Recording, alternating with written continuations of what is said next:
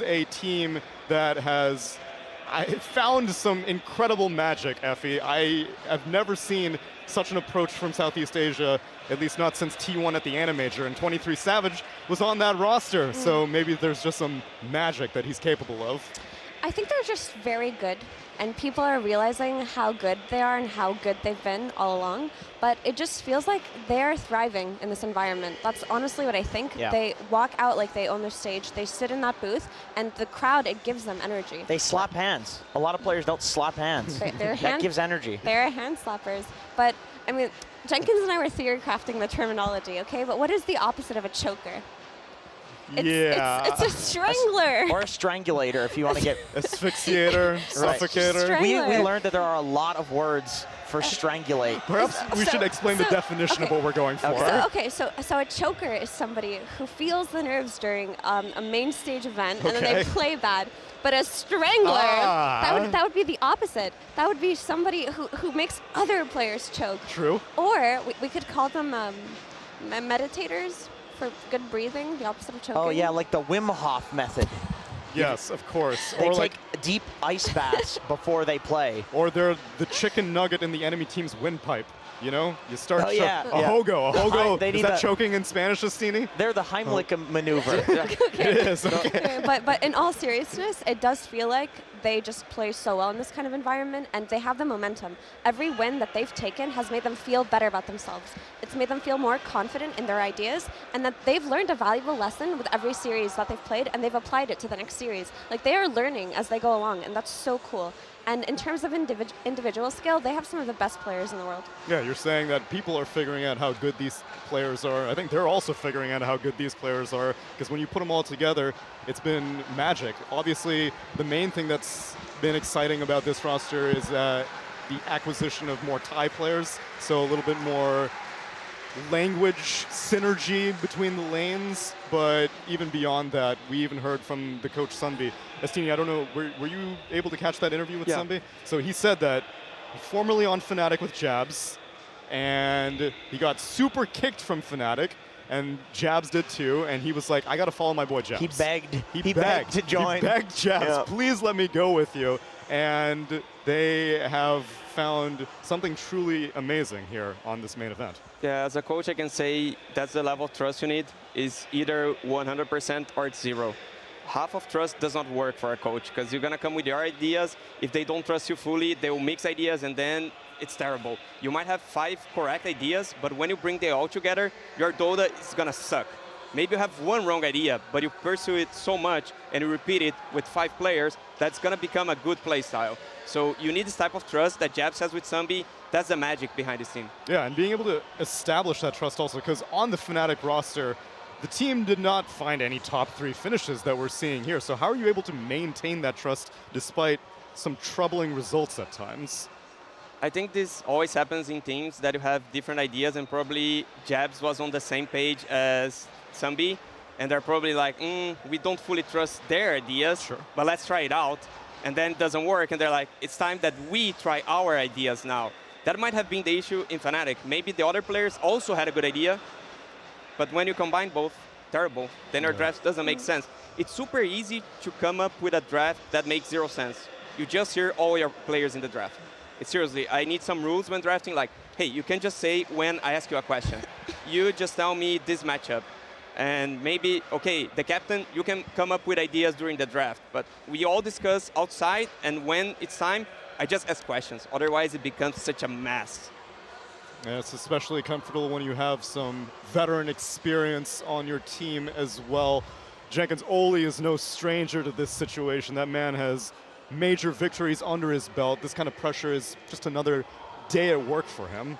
Yeah, he's a major winner. I mean, he's a major winner. So is Sunbi. Sunbi's won 3 of them. This might be his first as a coach, I believe. I think that's right, yeah. And then you have Jabs, who has attended 20 majors. He's one of 7 players in the world who have attended more than 20 majors. Now I think he's the only remaining player that is in that 20 major club, with Shopify being eliminated. That makes sense.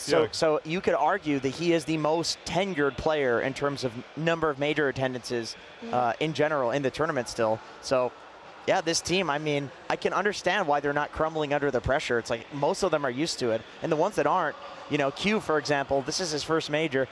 The rest of the guys are like, oh, you know, here's how you deal with it. You know, have this sugar-free beverage in the morning, and you'll be fine. You know, get some caffeine in your system. Azúcar. That's right. That's right.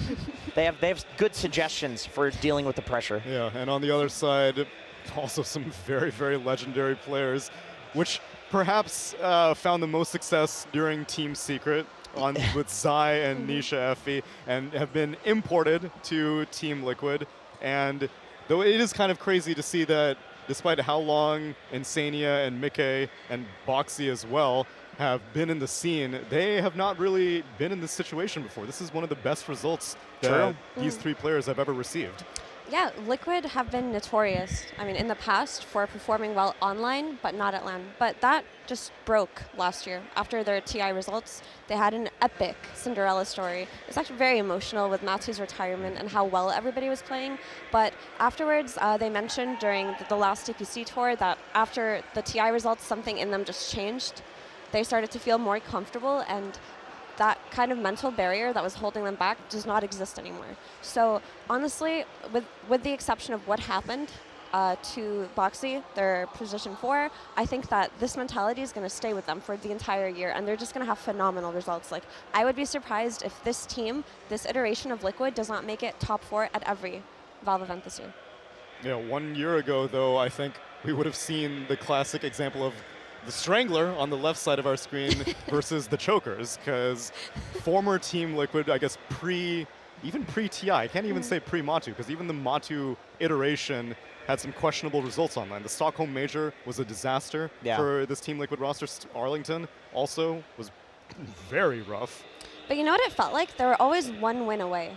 Like, when they drop out, it's always in a 2-1 series where they're just 1 win away from things potentially changing for them. So I think how close they were every time last year made them feel so awful.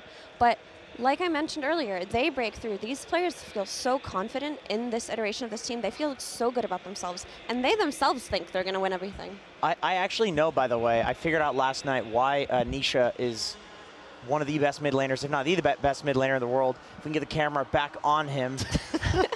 He's left-handed. He plays with his mouse on the left hand. And he's from Poland. That's why you have the little Yachty. That's right. That's right. Here I am, a secret Nisha fan. Well, not secret Nisha. No, you're a liquid. I'm a liquid Nisha fan. Nisha's always had. Oh my God, Jenkins. They're skipping. Don't See, show Mickey. His right arm is so much skinnier than his left arm because he ain't making sick flicks with his mouse. That's right. Is that why? That's why. That's exactly why. No other reason. Anyway, back to you, Effie. Okay. No, so Nisha has always been in debate as the best mid player in the world for a very long time, right? Like, it honestly feels like after he left Secret, we can see that he was shouldering that team on his back just based on their results after he left.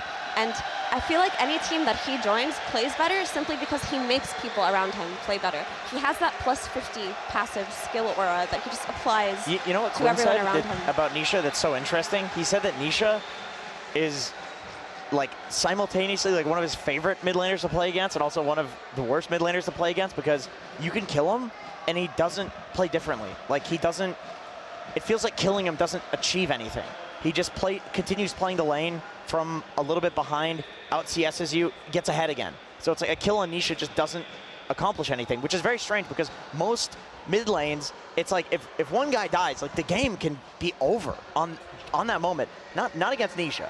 Yeah, and Estini, as we are about to approach the draft, give me your 2 heroes for both teams. Give me 1 hero from each team that you are going to have your eye out for. 1 Talon hero and 1 Liquid hero.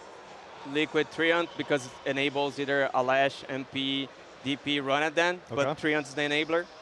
And on Talon, MP. Yeah, it's not as clear for him. No, because I think they'll ban. So I'm going to keep an eye on this first ban, so Puck can go through maybe. Perfect. You want to look at the first bans, I want to look at the first picks, I want to look at this first game. It's time for Talon Esports versus Team Liquid.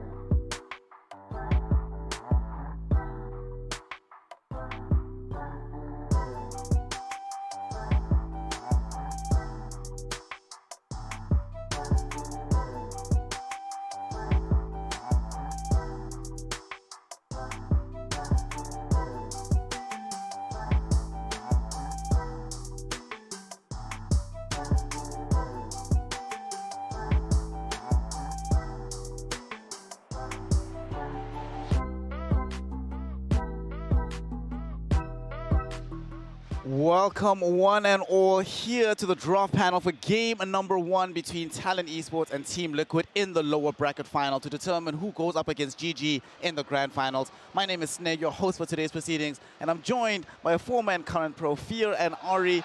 Gentlemen, we've got a very intriguing setup between us. Team Liquid, of course, the big story is that they don't necessarily have their full complement. So when we do look at this draft, we have to keep that in mind.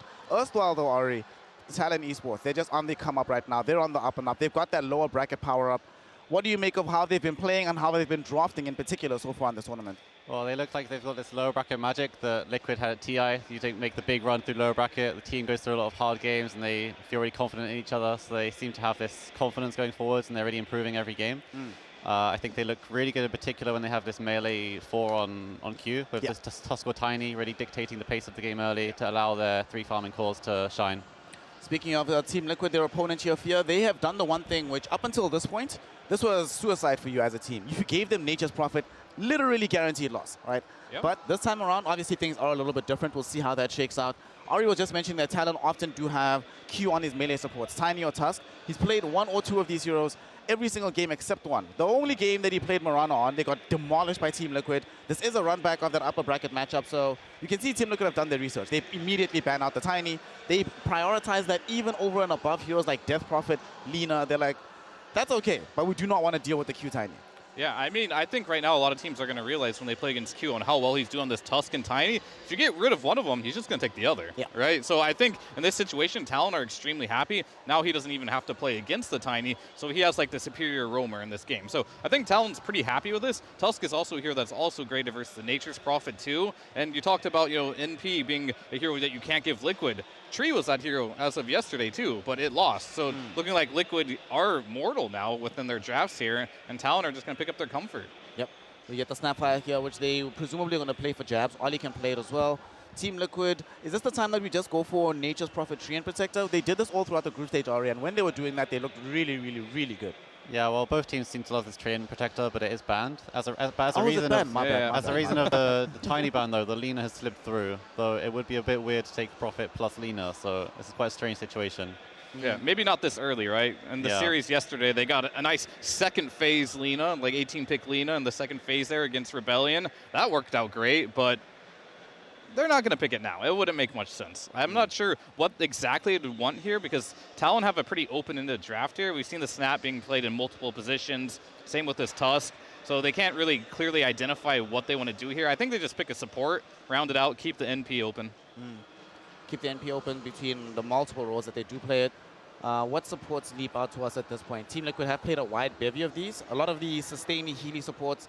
I think Undying is probably their best bet, but unfortunately there's already a Snapfire. We have seen Undyings beat out the Snapfire. Is it bad enough, the matchup, that you just cannot take it when the Snap's already in the game? I think they might take a Clock or a Undying here. Clockwork could be pretty good here. You cancel the ulti of the Snapfire. You've got Cogs for when there's Tusk Snowballs in. Protects the Prophet, but we've got Rubik instead. Really great against Snapfire. Yeah, but another thing to say about this Rubik is that we talk about Liquid, how they made a roster change. Well, they had to change their player, right? Jabs, he has a small hero pool, I'm told, and Rubik is one of those heroes, so I think this is something that they're just kind of prioritizing for the player to make sure Jabs is as comfortable as he can be in this game. Actually, let's talk about this Rubik hero, because coming into the main event, he was picked a lot in a lot of games, wasn't winning as much. He seems to have fallen off the face of the earth. What do you make of this already? Why aren't teams utilizing this Rubik hero a little bit more? I think teams are learning how to draft against the Rubik. You can sometimes take drafts that make the Rubik feel really bad. Like, let's say you take Clock Darkseer combo on 16-17, and now the Rubik has no spells to steal, and it feels like a really bad Rubik game. And people are also expecting the Rubik shard to save people rather than being surprised by it. They don't fully commit and then get surprised, and then they get team wiped because the guy got saved by the Rubik shard. But here it's really great because you already see the Snapfire, and this Scatter Blast level 4 is some crazy damage when you have Rubik. Maybe you can steal the Kisses at some point too, which will be not as easy to do, but we've seen it before, and it is definitely very powerful. There's also a possibility of stealing a Warrior's Kick at some point in the game, which is really strong with the cast range from Arcane Supremacy. I mean, a good Rubik game is a good Rubik game for sure, but normally you need to have a specialist on the hero. You need to have someone that's very confident and comfortable. Jabs, hopefully today he comes out feeling a lot more confident and comfortable. I know he's put into a hard situation here, but Rubik really is one of those flashy type of heroes that where you do want to make a lot of plays happen. Yeah, you certainly want to make sure that this hero is effective in the game, not just being a passenger, wants to be as active as humanly possible. Speaking of activity, usually the most active player, not just in this particular setup of the game, but across the tournament is Makoto. Does quite a lot for the team in the mid game. Obviously, Q just covers most of the early game for them. Let's actually talk about Q for a second while they're still looking towards the second phase of bans, as we see Lina being removed finally, thank God. Ari, one thing that Q has done really, really well, right? This Talon team, outside of Ari, in the first 10 minutes are fairly static, right? Outside of Q, sorry. And he moves a lot. For some reason, he's just everywhere, it feels like, on the map, right? And despite the fact that everybody knows that this is his playstyle, he keeps getting away with it. How is this possible? Yeah, well, this happens because both the 23 Savage and Jabs on the side lanes are very static. They like to farm a lot, so someone needs to cover the early game, and this is Q. And every game, he's rotating across every lane, getting every kill. And what I really hope to see from Liquid this game is to punish the side lanes and kill the side lanes when Q is rotating from them. Kill Jabs, kill 23 Savage, and really punish these rotations when it happens. And they should be able to expect that he'll do this because he does it every game. He's roaming across the whole map, getting kills every game.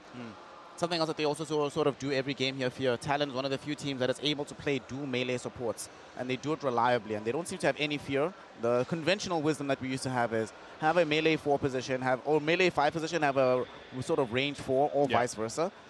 They just upend it. They do whatever the hell they want. And it also just keeps working. They do weird things like Omni 5, Elder Titan 5, game after game for Oli, and it still manages to get them the results. Yeah, he'll play a tree too if it's in the pool. I think some of these heroes do have some type of overlap that he wants to play like a team fighter. Like when they played a certain lineup yesterday with the Tusk, they had like a Warlock. We could see that happen again, but the hero I'm really looking for Talon, they played against a Nature's Prophet and a Rubik just yesterday, and they ended up picking a Spectre for it. So we could see that potentially come out for Savage in the second phase as well, or I doubt it'll make it all the way to the last stage here, but let's see if they're going to do something similar with like some Warlock Spectre from the other day. They might go for like some TB here, Ari. I see that they've taken out the Zeus and the Drow Ranger. How do you feel about this?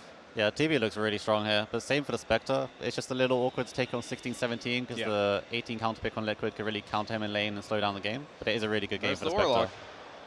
I mean, they ran this before with the Tusk.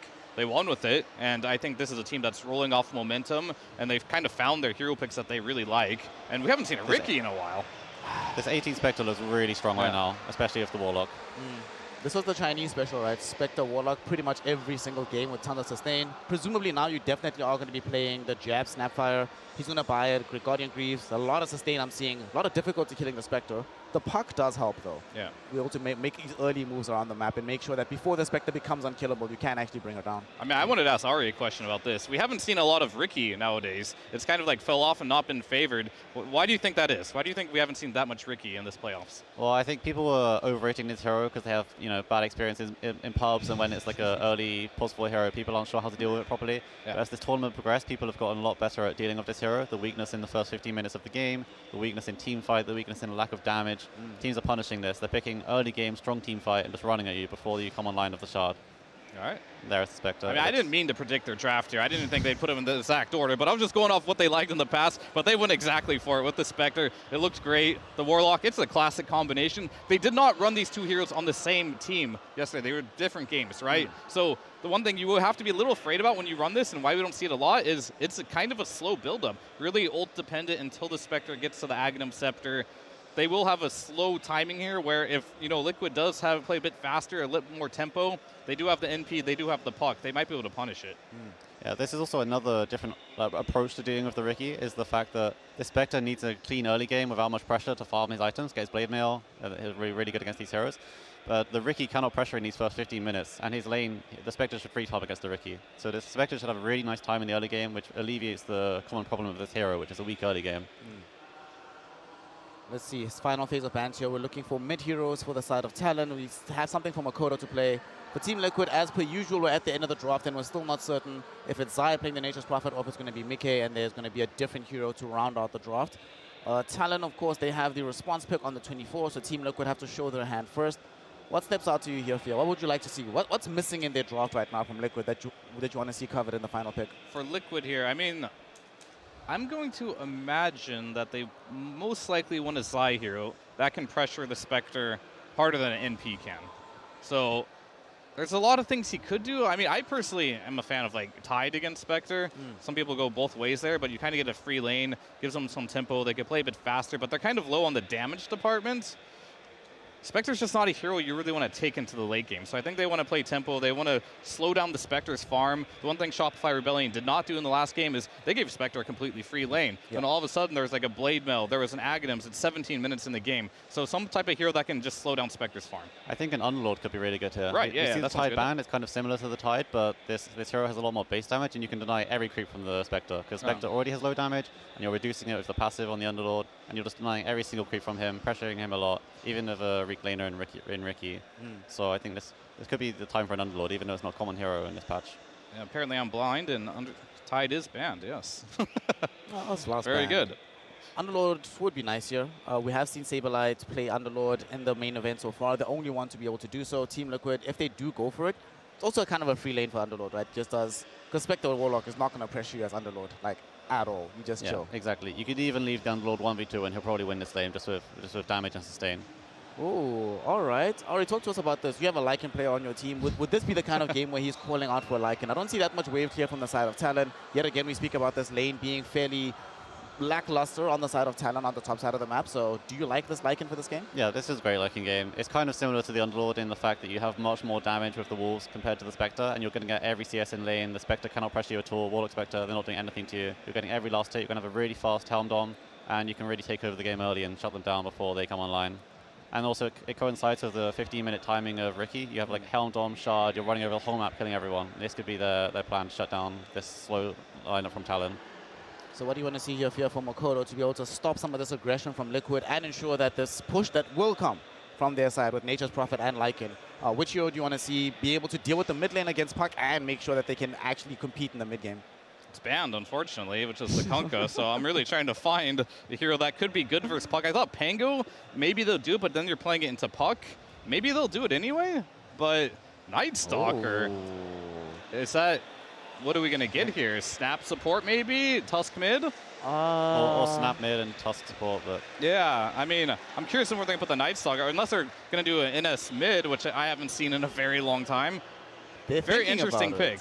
They're thinking about it. Jabs is having the conversation. All right. I mean, that hero is really good versus Puck in the game with the silence. You get the shard for the Helm Dom later on to kind of shut that down. So they're trying to have that 15-minute timing into them there. But Team Liquid, they still have a very fast draft, like double Zoo. Nice playmaking potential here against the slow Spectre. So Liquid are in a situation where they're going to have to play pretty fast and get a snowball. And Talon are right where they want to be. They love playing this slow to game. Also, one thing to note is we got the Night Stalker shard against the Lycan creep. Yeah. This is one way of slowing down his timing. You just eat the creep, and now he's got nothing to work with for a while. And I like the Tusk mid here. I think it's really good. It's going to give him the tempo. Right when Q hits level 6, we're going to see him with his ultimate. It's going to be really important what these supports can do with their first ultimates. First ultimates are going to be deeply, deeply important for a game like this. And of course, the first 10 minutes of the game is probably where Liquid want to get their side of victory. Right now, though, in the lower bracket final, Team Liquid aren't just playing for themselves. They're playing for Boxy, but Talon Esports playing for the entirety of the Southeast Asian region. Let us find out which power-up is stronger here in the lower bracket final as we send it over to the amazing Avo and the wise Winter. Take it away, gentlemen, for the lower bracket final. Thank you, Snare, for that pass. We have the lower bracket final between Team Liquid and Talon Esports. And for this particular game, we brought in the expert in C, Winter Dota himself. How you doing, my friend? How are you seeing Talon today? Talon is going to have a great day.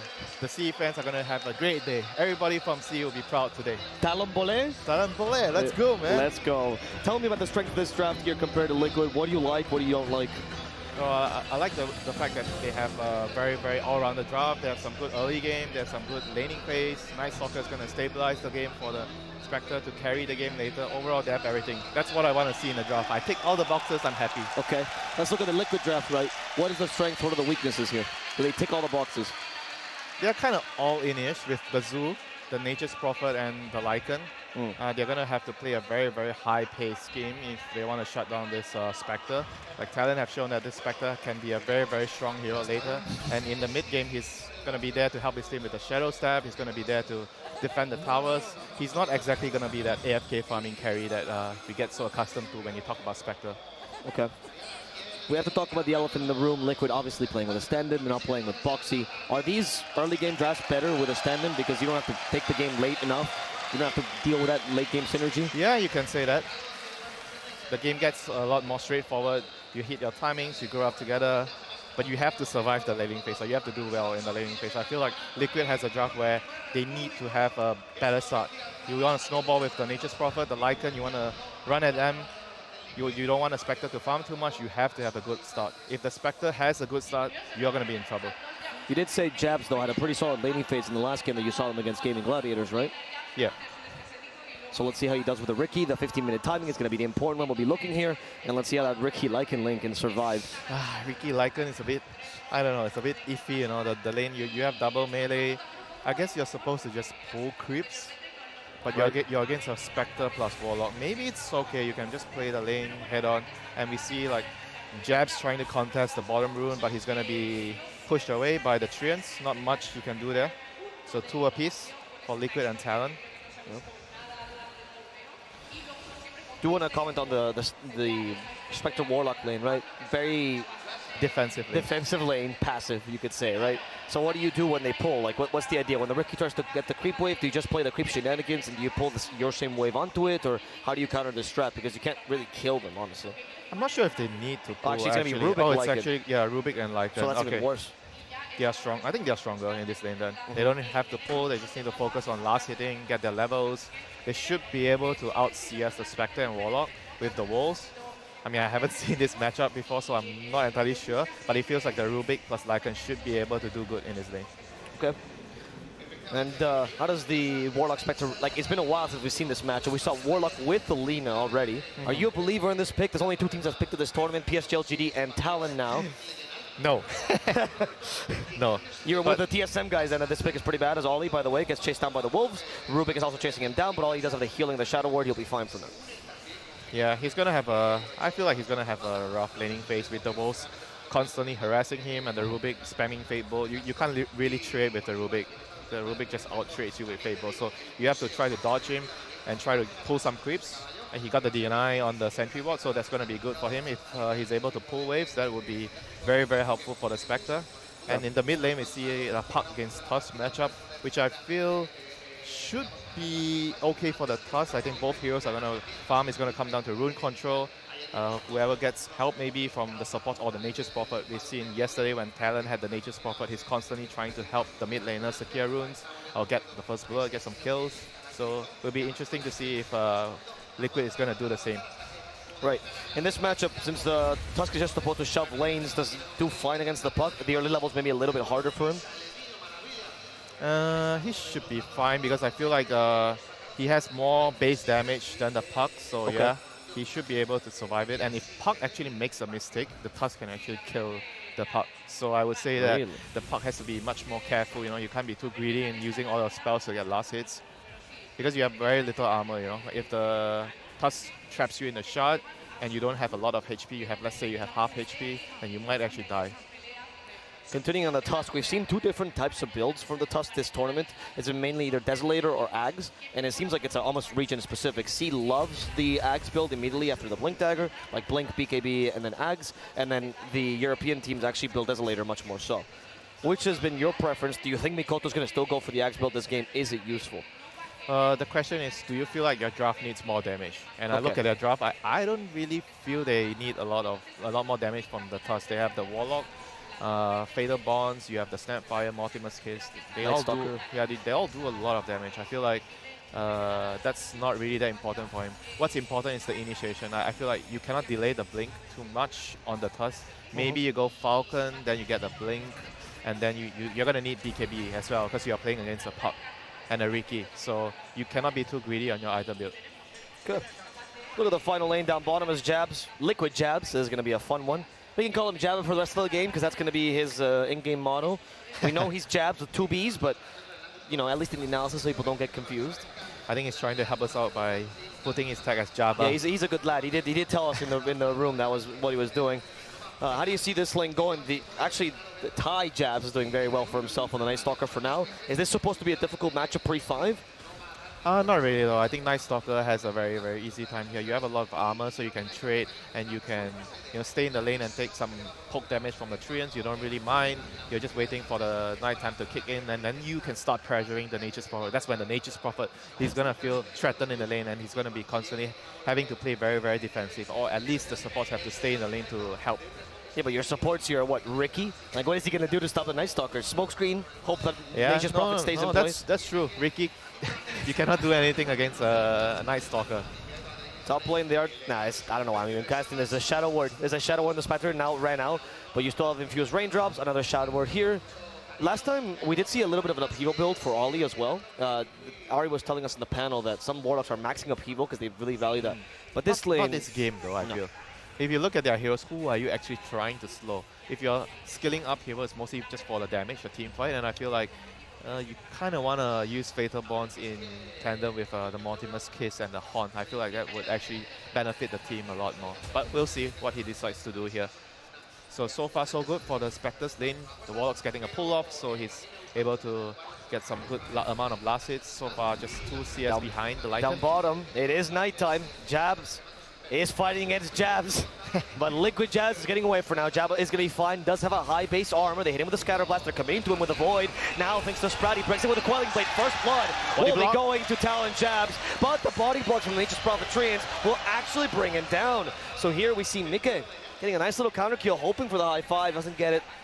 Ty Jabs a little bit tilted. Had to kill his doppelganger here. It's okay, he's happy. He got the first blood. I feel like it's worth it for him. And right now, Nature's Prophet is halfway to level 6. Once you see the Nature's Prophet with level 6, we're going to see some action soon on the map. Nisha is already level 6, but don't think he has much kill threat on the Tusk so far. He's going to need like the Nature's Wrath from the NP and probably one of the other supports to rotate in, 6 minutes soon. So we'll start to see the game heat up a bit with the runes spawning right now. And there's the first rune spawn with the Dream Core already. Up to the high ground he goes. Still has vision. Mikoto though, are they going to jump him? They acknowledge he's still quite tanky. Bottom, Jabba is waiting for that rune. And they're going to be able to... They're calling him Jabba the Hutt in Spanish. And he's going to be able to secure that for the puck. Yeah, that's pretty important for him. He has call on cooldown right now, but it's okay. 50 seconds cooldown, the haste is still there. He'll be able to play very aggressive soon. Spectres, not level 6 yet. Game is still pretty slow. Everybody's trying to get their levels up as soon as possible. Lycan's 5.5. He's on his way to his Helm of the Dominator, 600 gold more. So we're gonna see bot lane though. Nature's Wrath popped.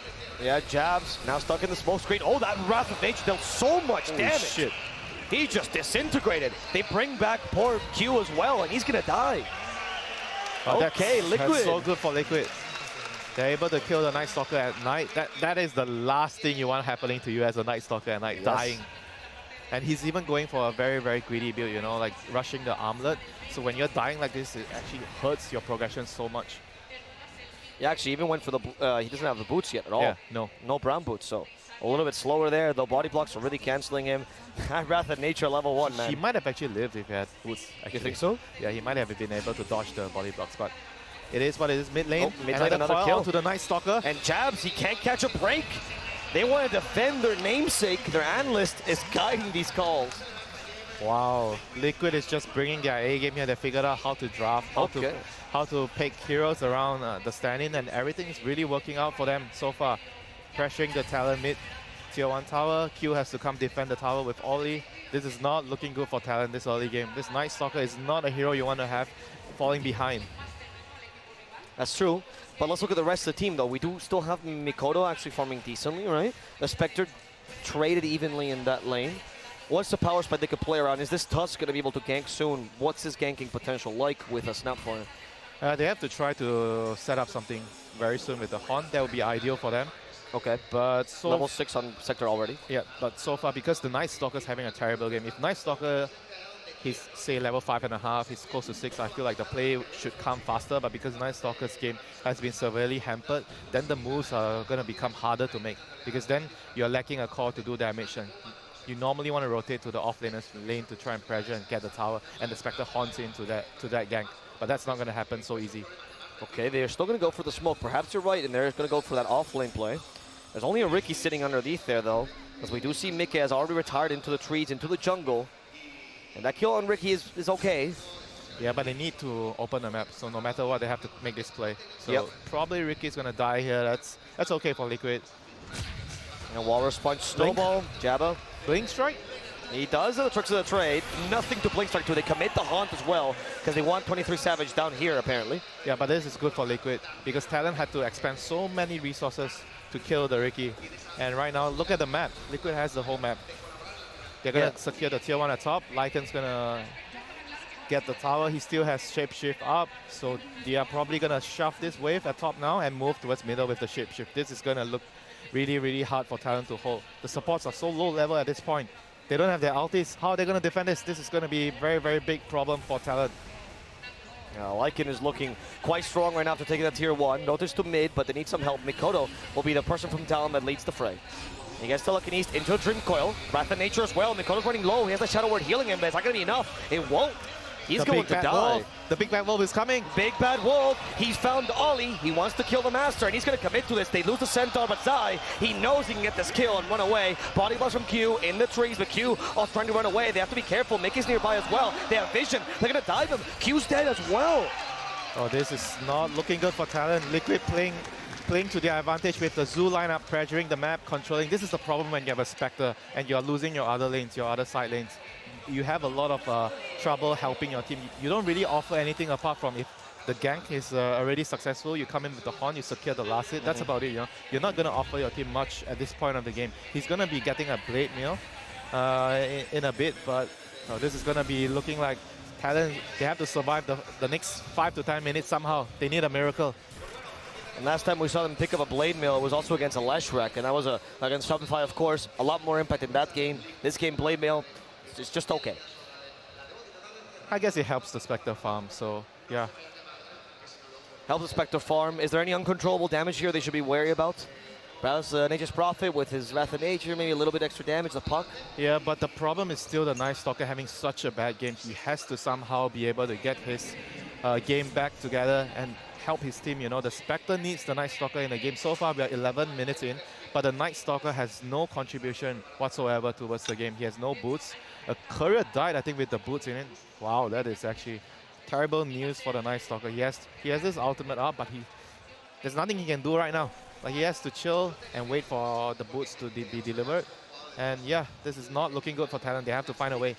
And you know what, Winter? The Riki as well will get a shard at the same time as Second Night hits. So even that second night, you'll be fighting into an enemy power spike.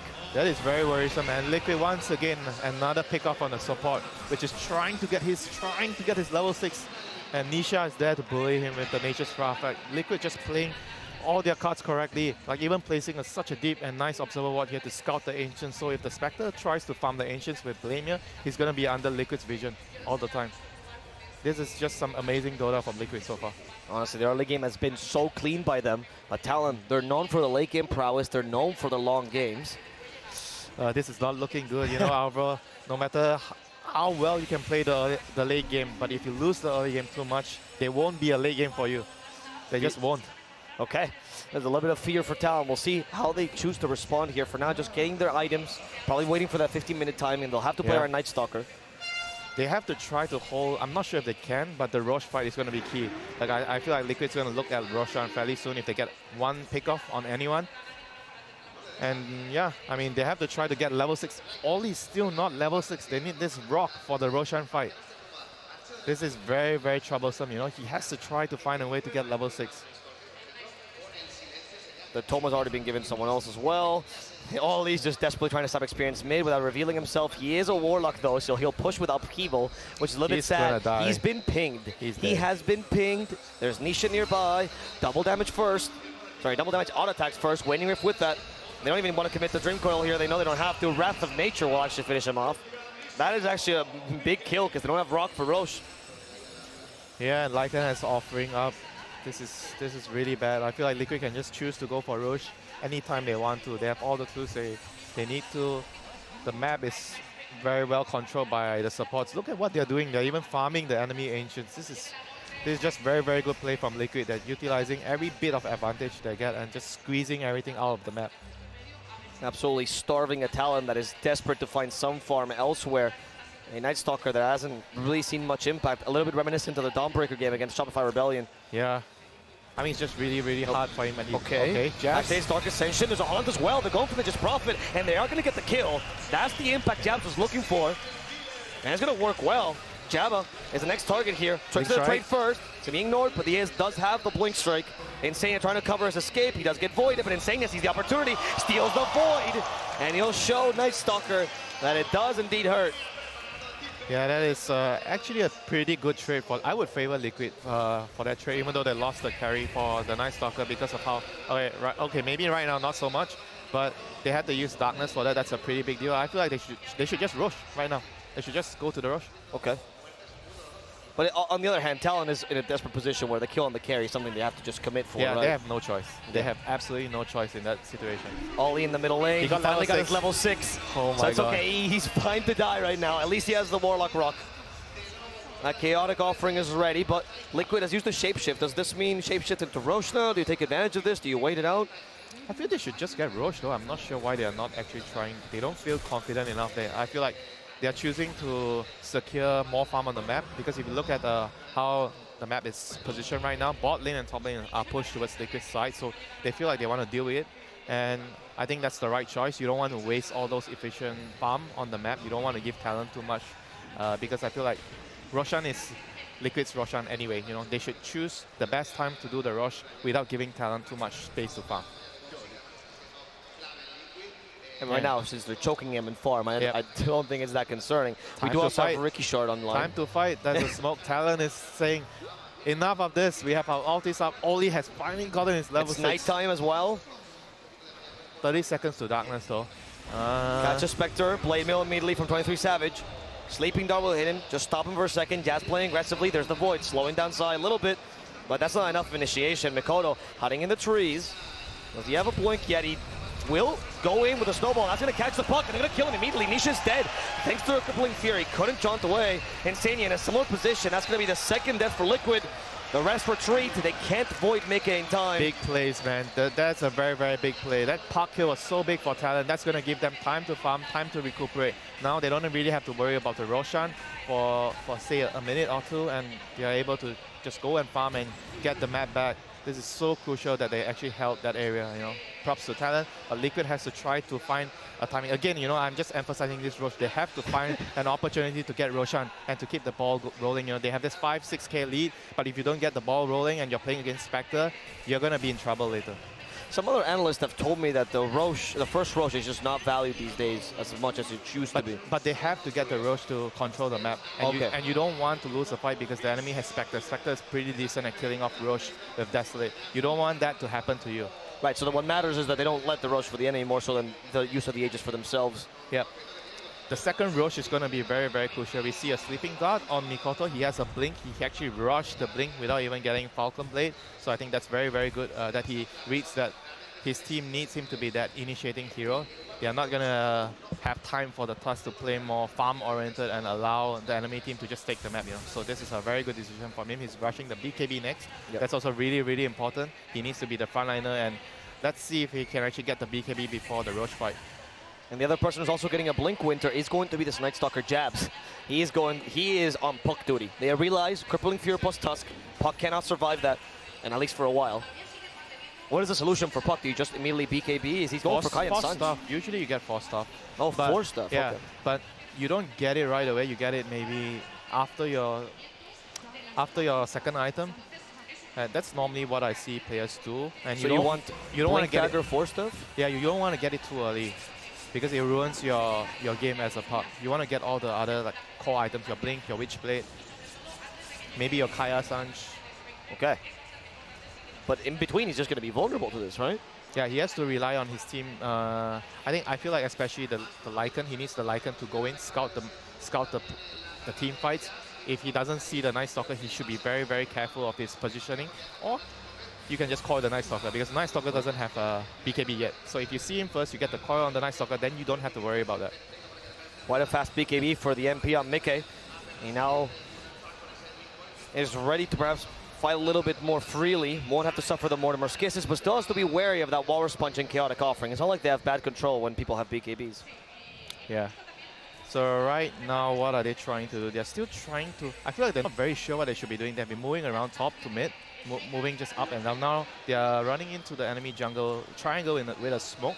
But there's 2 Treants currently scouting and blocking the spawns there. That's very nice play from Mike. making sure that the Spectre doesn't get to farm the Ancients. And Spectre seems like he's going to be in trouble. He's daggered. Oh my god, they have vision on him. They do have vision. He's used Haunt immediately. Where did he go? They got the Spectre. There we go. Trying to TP. There's no stuns, but is there enough damage? Wow, that is... He gets away. That is so important that he doesn't die there if Talon wants to have a chance in the Roshan fight. They even forced a shapeshift there. Now they go for a cookie play with Mortimer's Kisses. In goes Mikoto. And they're going to turn this around, actually getting the kill on a shapeshifted Lycan. Yeah, Talon, Talon just once again showing their prowess, even though they didn't get a very good start, they're somehow able, all the time, they find a way, they find a way to counter the gank, they find a way to survive, they find a way to farm on the map, they find a way to hold the towers, and yeah, just Talon just doing their magic once again. Now, this is why they can always play these greedy lineups, man. This is how they get away with it. It's called Mikoto, Winter. It's just Mikoto. Yeah, but then again, you have to think about like how Liquid actually kind of messed up the gank. They were rushing. The dagger was thrown out by the Rubik a little too quickly. Oh okay, no. They got the puck too. Okay, the cookie missed. They have a scatter blast. They don't counter that properly. Q is now in trouble. He's now silenced. Body block. He's dead. In fact, Liquid continue this. They want more. They want another support. Pop. The Warlock. They stole the cookie. That's going to stun the Warlock and knife. And Dark Ascension is not actually that successful at killing anyone, but at least the Night Stalker is not going to die. Mikoto comes in, trying to finish up this kill, but a quick phase shift. And Jaunt from Nisha will save him. Surely this is the time for Roche, right? Nice Stalker pop his ulti. They got 2 kills on the supports. Even Kisses not ready yet. Okay, they're going to the Roche, finally. Okay. Is the Roche play you've wanted this whole time, Winter? Are they safe to take it? There's no Kisses? There is the no wall Haunt? of rock though. But They I don't think they have enough. There's no Haunt. The only thing they have is the wall of rock. I don't think they can actually try to contest here. Maybe they're going to try to deal with the Tusk. He has Blink. Are they trying to do that? Okay. No. He's very far. They're just going to let the first Roche go. Yeah, that's sensible, I don't think they should try to risk anything and lose any more heroes and fall further behind. They have to try to keep scaling on the Spectre. He has completed his Aghanim Scepter, so that's going to allow them to get pickoffs. Pickoffs is going to be the most important thing that they need to focus on. They have to try to get kills, delay the game. Yes, killing the Riki. That's going to start with the Drink Gold. Does catch a Tusk. What else do they have here to stop him? Apparently telekinesis, but the upheaval is annoying them. Now with the rock. Oh, here comes Mike. It's going to be Mike from behind with the Gleipnir. They're committing for Mikoto, but he does have a Quelling Blade in time. They will have to lose jabs there as Mike trying to go slowly up to the high ground, making sure they keep that distance. Mikoto went back in just to die. BKB TP from Mike. Now they're back to consistent, patient Liquid, playing this just on the nice edge here. Yeah, they're going that play by Insit. Oh no, Nish is fine. They have no more stuns. They have a Warlock. That's not going to do anything. Yeah, and they're going to claim the tier 2 at top. That's going to allow them outpost control and probably around 75-80% of the map. Right now, Talon only has this triangle, the Ancients area, and they have to try to send somebody to push out the lanes and die. I feel like if they don't do that, they're going to have very little farm to spare on the map, and somebody has to be the sacrificial lamb to allow the team to continue scaling. Who is going to be the sacrificial lamb here? It's probably the Snapfire. Okay. Q has been a hugely impactful hero or player for this team, particularly on this Tiny. But this game on the Snapfire, he hasn't had the chance to be able to make those plays. Yeah, he's on a very, very different hero. Usually he's on the initiating hero, but they're going to try to smoke here. They have mech on the Snapfire. They have their ultimates ready, Dark Accession ready. They have the Mortimer's Kiss. Javis smells some couriers. That's what he's going for here. He's learned from the Matthew plays. Yeah, ignore the Rubik. Ignore the Rubik? Nope, nope, they're not. All right, nope. It's a kill. A kill is a kill, I guess. Yeah, but it is quite a... I mean, he's happy to tank that smoke. Yeah, and Jabba is just doing annoying Riki things, trying to kill the courier. They're going to find Nisha. And they do have a Shadow Step as well, so Nisha will lose his Aegis. Crippling Fear, though, and it's run out. Cookie, can they time the Cookie? Can they do it? Q's going to try. Oh, that was so close. Blink just in time from Nisha. Chasing after him. He will jump to the orb. They're lacking stuns. They can't catch him anymore. Ice Shard at least to give some vision. Jab still chasing after him. Now, the smoke screen stopping the Tusk from Walrus punching him as well. Nisha will get away. That is bad. They had to spend so much to try and get the puck there. Nisha, yeah, clap for Nisha. Everyone's so proud of this man. Liquid is going to just get full reign of the game right now. Talon has expanded all their big ultimates. This is not looking good. They have to try to push the creeps, try to shove the lanes as far as possible and to avoid Liquid getting near their base, But unfortunately, it's not going to happen. Liquid is already knocking on the door. Lycan has his shapeshift up. Oh, and Mikoto that blink just in time. They ignore the Sprout. He still has the Quelling Blade. He's keeping that just in case. I want to punish Mickey for this, but TP from Q is a little bit too long. Mickey's very slow, by the way. Does he have boots? No, He does not. That's why. Okay. He's staggered. He went for 4-step instead. That's a solution to the boots. Mid lane, there's also a fight happening, by the way. They caught Q, and Q is just going to die. I didn't know why he moved to the low ground there. Was that telekinesis, most likely? Yeah, I think he's probably gonna know there's a vision there. There's an observer ward. Right. Yeah, they should know. And now Jabs, they see him, Gleipnir, Mickey, he wants revenge, sprouts him first. We do have the crippling fear, but no Dark Ascension. Jabs trying to play around the trees turned alive, and now Jabs turned dead. Oh boy, that is not looking good for Talon right now. Like Jab's dying again. He was trying to dodge around the tree, lose vision, and try to get a blink away. Maybe if he actually TP'd after the Gleipnir ended, maybe he would have actually survived there. But that's a pretty costly death, I would say, for Talon. Like I said, you know, somebody has to push, somebody has to create some space, somebody has to get the waves out, and I don't like it that it's Jabs, you know. Why not? I prefer it on the Snapfire. I don't feel like he should be giving up his life so much, you know. He has to carry the game. He's now taking the flag of being the one that pushes lanes, activates BKB, and maybe it was a bait with a Shadow Step, but that seems like it was a bait for the Spectre himself. 23 Savage and Mikoto fall side by side, killing nobody here. Yeah, the game is just going at a too fast of a pace for Talon to deal with, you know. They have this greedy draft, the lanes are not pushed out, they're struggling to deal with this Liquid aggression, you know. Liquid is just doing all the right moves, pressuring the map, choking them out of every single bit of farm on the map, you know. This is just really difficult spot for Talon at the moment. AC for the Lycan as well, so now we have push at these towers with that little minus armor there. Roshan may spawn 3 minutes. I guess they'll probably wait for the second Rosh before they attempt high ground, unless they get a significant pick-off. But Zai has all the items they need, you know, to go high ground. He has the AC, he has the Blats, he has the Helm. That's not Tusk, by the way. That's a Lycan. That's stat lib. Who got the AC a little bit faster than the average. Pretty impressive job by Zai. Yep, pretty impressive stuff, you know. Tusk has to get the Axe, not the AC, you know, to enable them to defend the high ground. Exactly. Yeah. But that Axe is still 4,200 gold away, Winter. How do you find 4,200 gold in this game? If there is a will, there is a way, bro. Okay, that's the C way, huh? Yeah. Is that what you said in MUFC as well? Please. 23 Savage just got put to sleep, but it's just for a spray. He has been, for the most part, getting away with some dangerous haunts and shadow steps. But that last one, I think, might have taught him a lesson there. He has to try to do what Ana did when he was playing Spectre, when they were losing, when OG was losing. Oh, okay. Okay, the Walrus Punch with the cookie. That's going to kill Insania. They need more kills. They need a better kill as well. Jabba, that's going to be a second support. Tricks of the trade. He did get dusted, and that should be enough to finish him off. Ricky kill is quite valuable, but no cores yet. Jabs knows this. He wanted more. Jabs. Oh, this is risky. This is very risky. He thinks he can kill the puck. They still have Haunt. They don't. They have Shadow Step in 1 second, though. That's what they're playing around. If he gets caught, he might actually just die here. Oh, he goes for the puck. Shadow Step. There we go. Everyone for the puck. There's an E-Blade in time. They can't hit him any longer. Snowball, though. That's going to be enough to keep him in place and kill him. One of us gets from a long way. And the Warlock Golem comes out, trying to stun the Lycan, but he's too fast. Jabs is now dead. Mickey joins as well. They put the Spectre to sleep. They want a body block, perhaps? No. Zai acknowledges Spectre still deals a lot of damage, but he's slowed. He's just a little bit too weak. Up to the high ground he goes. They have vision of him. To the low ground. There's a Mickey waiting for him. He's dead. And Jabs. Jabba catches Q. 4 versus 4 fight is going to be a win for Liquid as they send their carry in.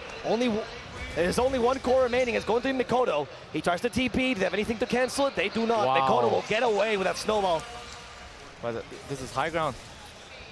Liquid is going to go knocking on the high ground. Puck is going to be alive in 10 seconds. Everybody else, they have their BKBs up on the Nature's Prophet. Oh my god, this is... How are they going to defend? They are not going to be able to defend this. They might have to concede the tower. Maybe even one of the Rexes. I'm not so sure here if they can actually defend. Alright, this upheaval is actually doing work. I can't believe upheaval is what deters their aggression. But still 18k lead for Liquid, Winter. Even if you do have a supposedly better late game, you're playing with a tri-core, NP is almost doubling the Spectre's farm, 9k ahead. I want to believe, but this is looking hard, man. This is looking hard. In South America, we say the last thing you lose is hope. Right? As long as it's mathematically possible, Winter. As long as there's light. There's a light at the end of the tunnel. But the tunnel is really, really deep and very, very narrow. It's a very long and dark tunnel right now. Talon is just stuck in a rock and a hard place at the moment. They have to try to find a way, win a team fight. They need to win maybe even 2 to 3 team fights to get themselves back into the game. But let's start with one. Let's look for one good team fight with all your ultimates. Right, what do they say? You gotta walk before you run, right? Yep, absolutely. Night Stalker almost has his BKB. That's going to be very, very big for him. So he can just avoid the call from the puck. Yeah, this E-Blade is actually quite risky. I'm quite surprised. Like, he actually just died in the last fight. He E-Bladed himself and he got destroyed by the Monolith's case. Well, it's actually the snowball as well, right? Yep. Because of the snowball stun, he couldn't actually get away. He was hoping they didn't have a tusk with him. It does prevent the combo of Night Stalker jumping onto you. He's trying to get a 4-star now, so he realizes he needs the 4-star. Yeah, that's probably the best option. He's going to have it soon, so that should be fine for him. Look at Savage, though. He's actually going for Nullifier, so this E-Blade does matter to him to some degree. Yeah, that's true. I mean, Nullifier also deals with the 4-steps on the enemy, so it's a twofer here. They have to try to jump at the same time, Jebs and 23 Savage. If they want to get the puck after he has 4-star, they have to coordinate their initiations. They move on him, get the Nullifier on him so he can't really escape the silence from the Night Stalker. So it's not that easy to coordinate, but I believe that Talon has the abilities to do it. We'll see. For now, this is the second row. You talked about this, Winter. This is the important one for the game. Comes with a shard as well. Yes, yes, Whistle. They know. They know, guys. Who's getting the shot? Let's see. Who is actually getting the shot? Do you give it to Puck? Okay. For phase shift attack? Yeah. I guess so. That's interesting. I mean, he does a lot of right-click damage. Yeah, okay. I mean, I guess the other shards, because Rubik and Ricky already have theirs, and those are the important ones. Yep. And the rest of them just don't matter very much. Curse of the Old Growth, maybe. Nature's Prophet shot is pretty good. Remember when it came out, people all said it was pretty terrible. It's good against Spectre, though, because if you think about it, Spectre's going to try to hide around the map. They're losing right now, right? Look at what he's doing. He has to try and hide around, right? Try to get some farm, and that could be actually very useful for them. Yeah, you're right. Curse of the Old Growth could see him in the trees.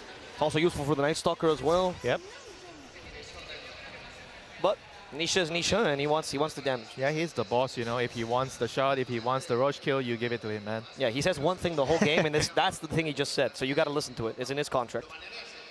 But he's not the best player in the world, of course, as he says. What he says doesn't matter. What we think matters. Oh, so you do think that? Everybody thinks he's the... Yeah. You're on the bandwagon there? I'm definitely on the bandwagon. I would agree. It feels like Liquid has also managed to enable him even more, which is crazy. But this team seems to work really well around him. Yeah, sometimes you need a change of environment. You know, sometimes things are getting too still.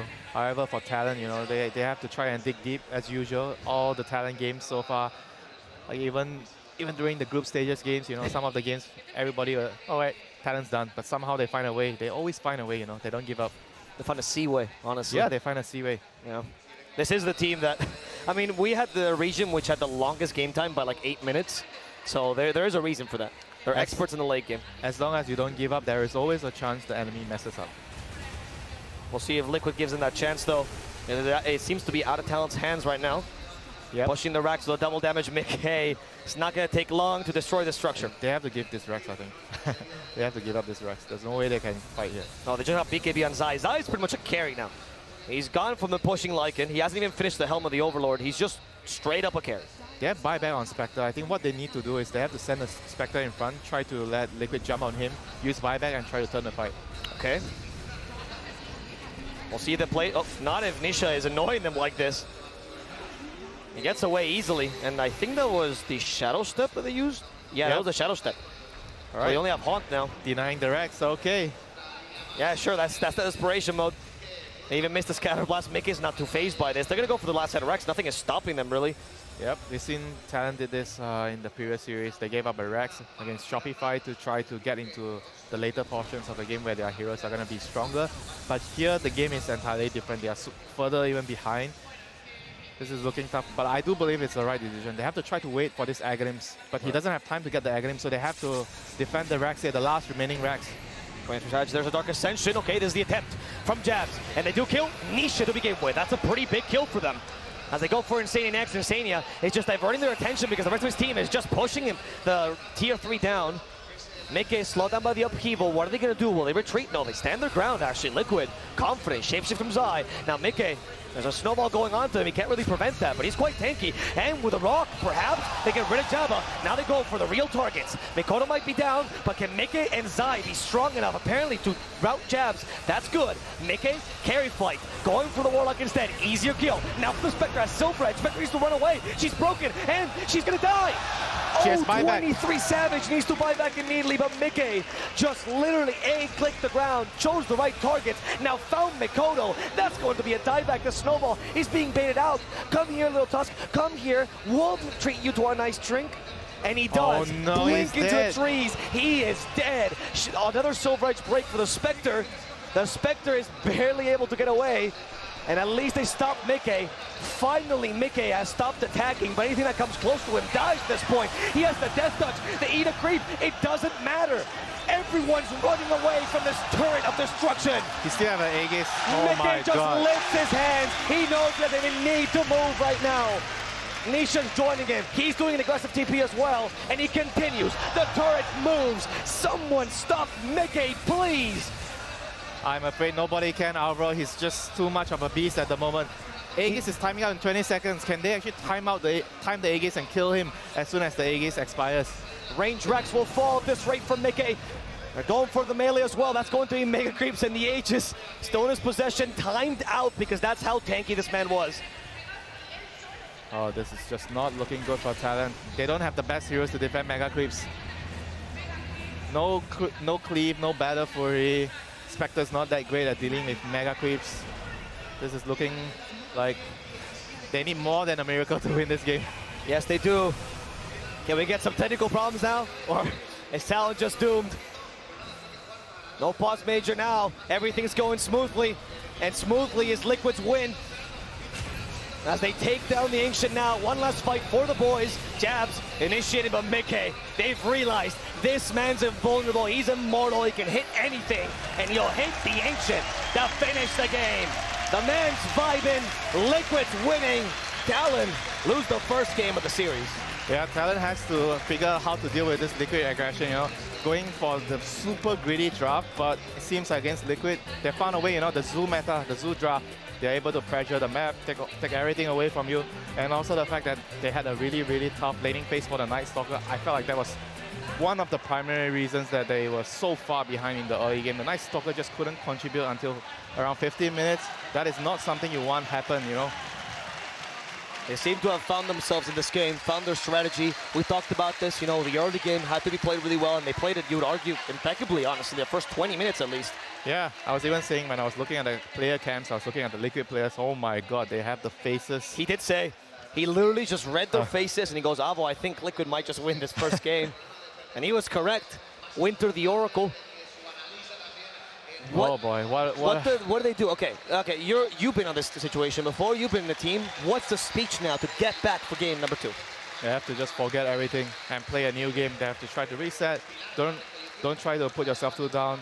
Keep the morals high. Try to figure out a way to deal with this Liquid aggression. Right. And try to play better in the lanes. You know, the laning phase has been one of the problems that Talon has been facing, even during the group stage, even during DPCs. I feel like that's a problem that has always been reoccurring for this team, and they have to try to find a way to put a band-aid on that. You know, they have to figure out how to solve this problem against Liquid. If there's no lane, there is no game for Talon. We'll see if they can figure out that problem, Winter. Is that what you would fix, concentrate on one mistake then, is what you're saying? Like one thing that they need to fix? That's going to be the laning stage, and then forget about everything else. Yeah, they to have keep to morale try up. to deal with the laning phase. You can't put everything on the players' minds. You know, there's too many things that you have to think about, and if you put an extra one more thing or extra two more things, it might even make it too difficult for them to perform. For now, just focus on the lane, get past the laning phase, and then play the game. Coach Winter has spoken. Will they be able to concentrate in the laning phase, or will Liquid show us why they were top seed in Western Europe? We're going to find out. Before that, we do have a lovely panel to break down this game number 1. reports of Team Liquid's death has been greatly exaggerated, it seems. And I'll take responsibility. I've been pushing the propaganda, but it seems like today Team Liquid have made some valuable adjustments, Effie. I think they looked quite critically at their previous series, and they made the adjustments necessary against Talon. Yeah, I'm so glad that they shifted Insania to position 4 and they had Jabs play position 5. That's what I wanted them to do yesterday. But after talking to the players personally, they told me that they thought it would be too much of a change yesterday, but today they're willing to try it. And I think putting Insania on these position 4 playmakers is what they need to do, because strategically, Zai's lane is like a center point of how Liquid have been approaching these games. So I think securing that lane and putting Jabs on some, like Abaddon, some Ricky, some Treant, some Undying, something on this archetype will definitely make it so they can feel like they're playing their strategies the same way. And I just love that they did the Zoo draft. Yeah. I think the Zoo draft is how to play against Talon. You want to body their towers, you want to body their jungle, you want to make sure they get nothing out of the map, and you want to exploit them. Yeah, the Zoo draft is really good, especially on Radiant. You're going to control the enemy jungle, the Roche area. You cannot invade the triangle, but the NP was sending units there. And it also goes with the point that she mentioned. You have Insania on 4, so they can win the offlane. They pressure the offlane, and they take this tower really early on. Which gives them access to Roche, right? Exactly. I gotta shout out Jabs in that game. Please. Like, which one? Sorry, Jabba. He's going by Jabba now to help with the confusion. He played really well on Ricky. I remember we saw a death where like him and Insania went down on the top lane, and then Talon kind of overcommitted to a mid fight, and then Jabba bought back and set up like 2 kills in that fight. And I was just thinking, like, that's a like tier 1 buyback. That's a really good buyback. That's the thing that you can't underestimate, is that, okay, sure, he's an analyst and a coach and, you know, 8 or 9K MMR players standing in, but he's standing in with 4 world-class players. He's a world-class coach himself. You can upgrade pretty quickly with only a couple of days of practice, especially if you're on the right archetype of hero, right? Because it's not like we're saying, oh, he's a bad player, give him like these easy heroes. Plenty of 5s play Treant, Undying every single game, right? This is a perfectly normal thing to have in the game, where he can basically be a coach within the game, right? He can tell his team what to do. He can focus on the comms that are going on and stuff like that. So it seems like the adjustment that they made worked. It definitely worked. The thing is, I think that Liquid have kind of found the key to securing their side lanes, right? We talked about Insania playing position 4, but I think if they can get this Nature's Prophet with some like beefy melee hero for the safe lane every time, that looks really solid, because Agreed. Prophet is a lane-winning hero in and of itself, right? He just needs something to back it up. So I think what Talon are going to do here is they're going to adjust to try to win the lane against Prophet if they give it away. I loved what they did yesterday versus Shopify, picking up that Primal Beast for Jabs, Talon's Jabs. You know what? For the sake of clarity, I'm going to say Jabba versus Jabs. Okay, perfect. So for this, so Jabs, when he picked that Primal Beast, the game looked entirely different than the game 2 where he played that Dawnbreaker. It didn't look that good, and I would say Night Stalker kind of fits in the same way. You want Night Stalker's game to kind of go a certain way, right? You want to farm, you want to maybe get some rotations with Darkness, but you don't want the team to run at your team early, because you need items to be effective. Dawnbreaker is pretty similar in that her gameplay becomes one-dimensional if her team is getting run over. So I think you put Jabs on this playmaker, you give him this Primal Beast, let him counter this Furion, and the game's going to look different for Talon. I feel like Talon did such a huge draft mistake again. We saw the Dawnbreaker losing lane, now we see Night Stalker losing lane against. You see a Zoo, so playing against a Zoo, you pick Night Stalker, you're gonna lose your lane, it's fast tempo. Night Stalker against fast tempo is really bad. Warlock is really bad. Spectre is really bad. They picked 3 heroes that are terrible against fast tempo, and Liquid just doubled down this fast tempo. They need to be able to counter it, either by being aggressive on lanes with the Primal, or having a hero that at least protect areas, such as a Kunkka, Zeus, Kotl, DK type of hero that's a beefy. They had 2 support 4s that were ranged. You guys were talking about that they always play Tiny Tusk, and now... Yeah. Talon looks different without Q on a hero that can run around and do stuff in the early game. Like, it just felt like there weren't moves coming out of them, and it resulted in a Zoo draft not only having a, you know, strong showing when they came out of the laning stage, but like they won all the lanes on Liquid, right?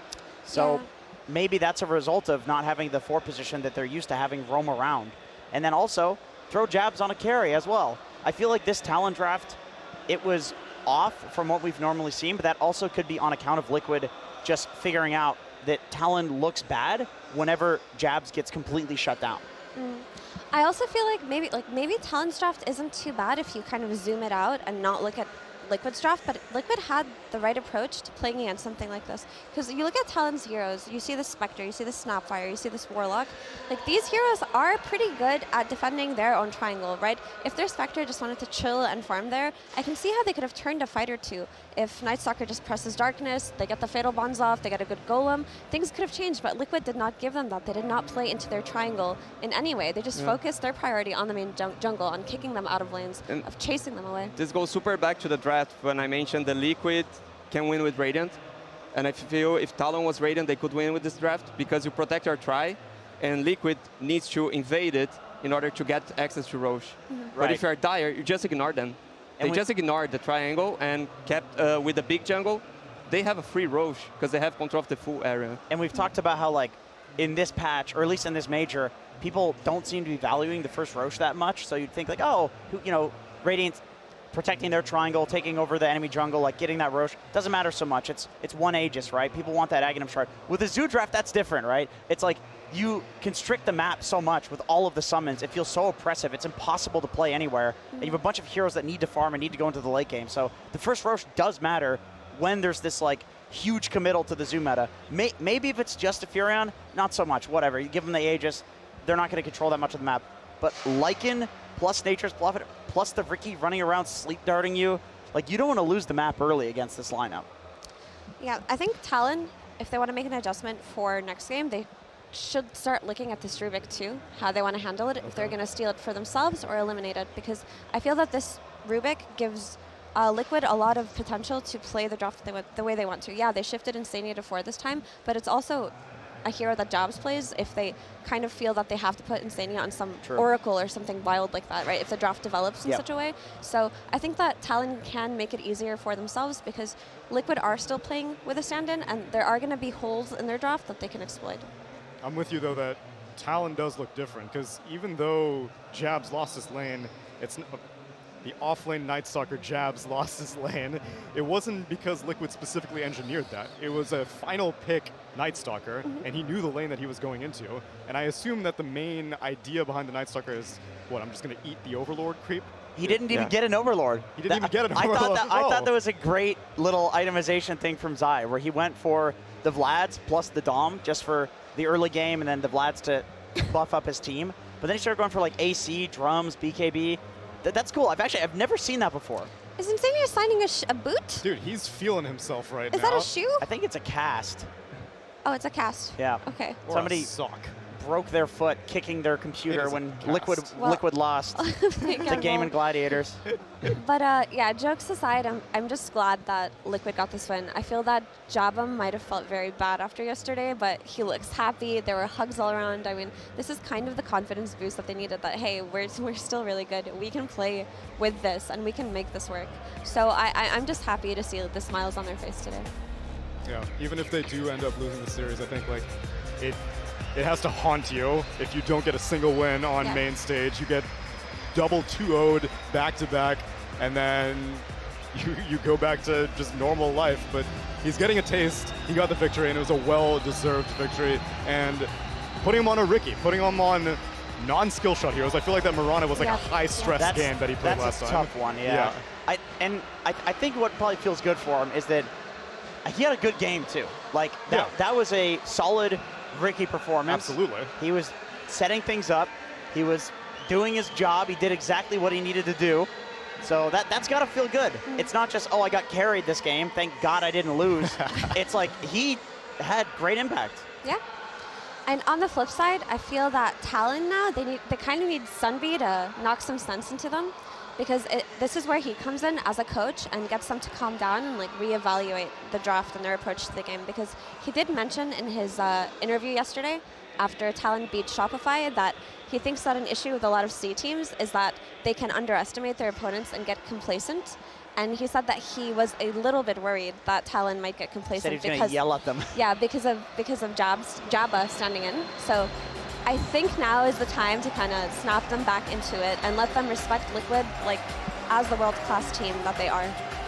Also, Talon just might kind of legit be tired. They have been having a hell of a run in this tournament throughout the lower bracket. Yesterday, they had to play 2 series, show up bright and early for this one, and then if they manage to win this series, then they have a best of 5 to do after that. And I think during Sunbee's interview, he definitely looked a little spent. He did. He sounded very, very spent. It's all right. He earned the victory. They're Dota players. They're used to this. Yeah, that is true. This is just chain queuing, basically. These guys don't sleep. Yeah, this is absolutely chain queuing. These are MMR fiends. Yeah. But the thing about Talon is that as we watched them in this tournament, I feel like they've adjusted their drafts pretty quickly. Like, they have tried this Naga offlane on the main stage. They have tried this Dawnbreaker on the main stage. They tried it against Liquid, actually. Yeah, they've tried things that maybe on paper look like a bad idea, but they thought that they could pull it off, right? But when it didn't work out for them, they were not stubborn about those ideas. They are very quick to drop something if it doesn't work.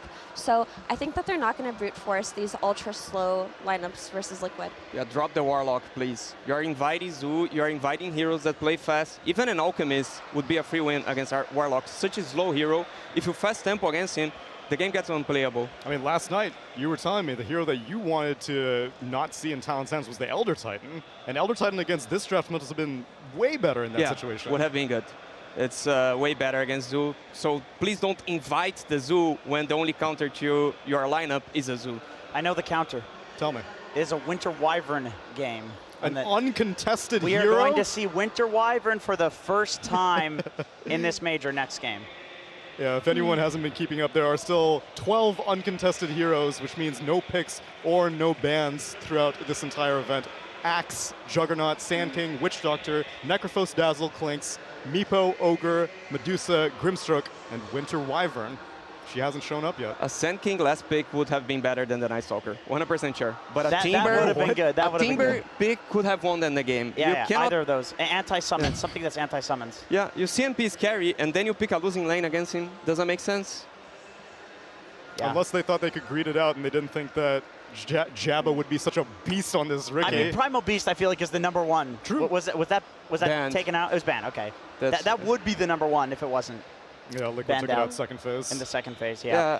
I believe when you CMP first pick, you counter him on the 2 side lanes. So you go Primal Beast already on the first part of the draft, and then you go the Spectre, or go some sort of TB. Yeah. They're replacements, either in carry or offlane role. Yeah, but you need to counter both. The PB is not going to make it through second phase, so you have to first phase. And they picked a Snapfire first phase, and it didn't look very good. It didn't look worth first phasing compared to like the PB.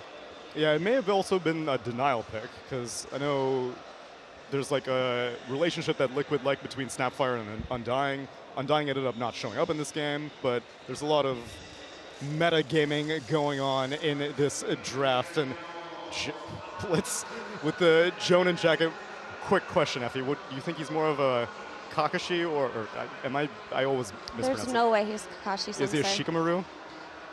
No. What, so he's just a poser then? No, I'm because so sick of this Shikamaru Naruto Shikamaru sleeps BS. all the time. Will is pretty alert. But he's a master strategist, though. Okay, who?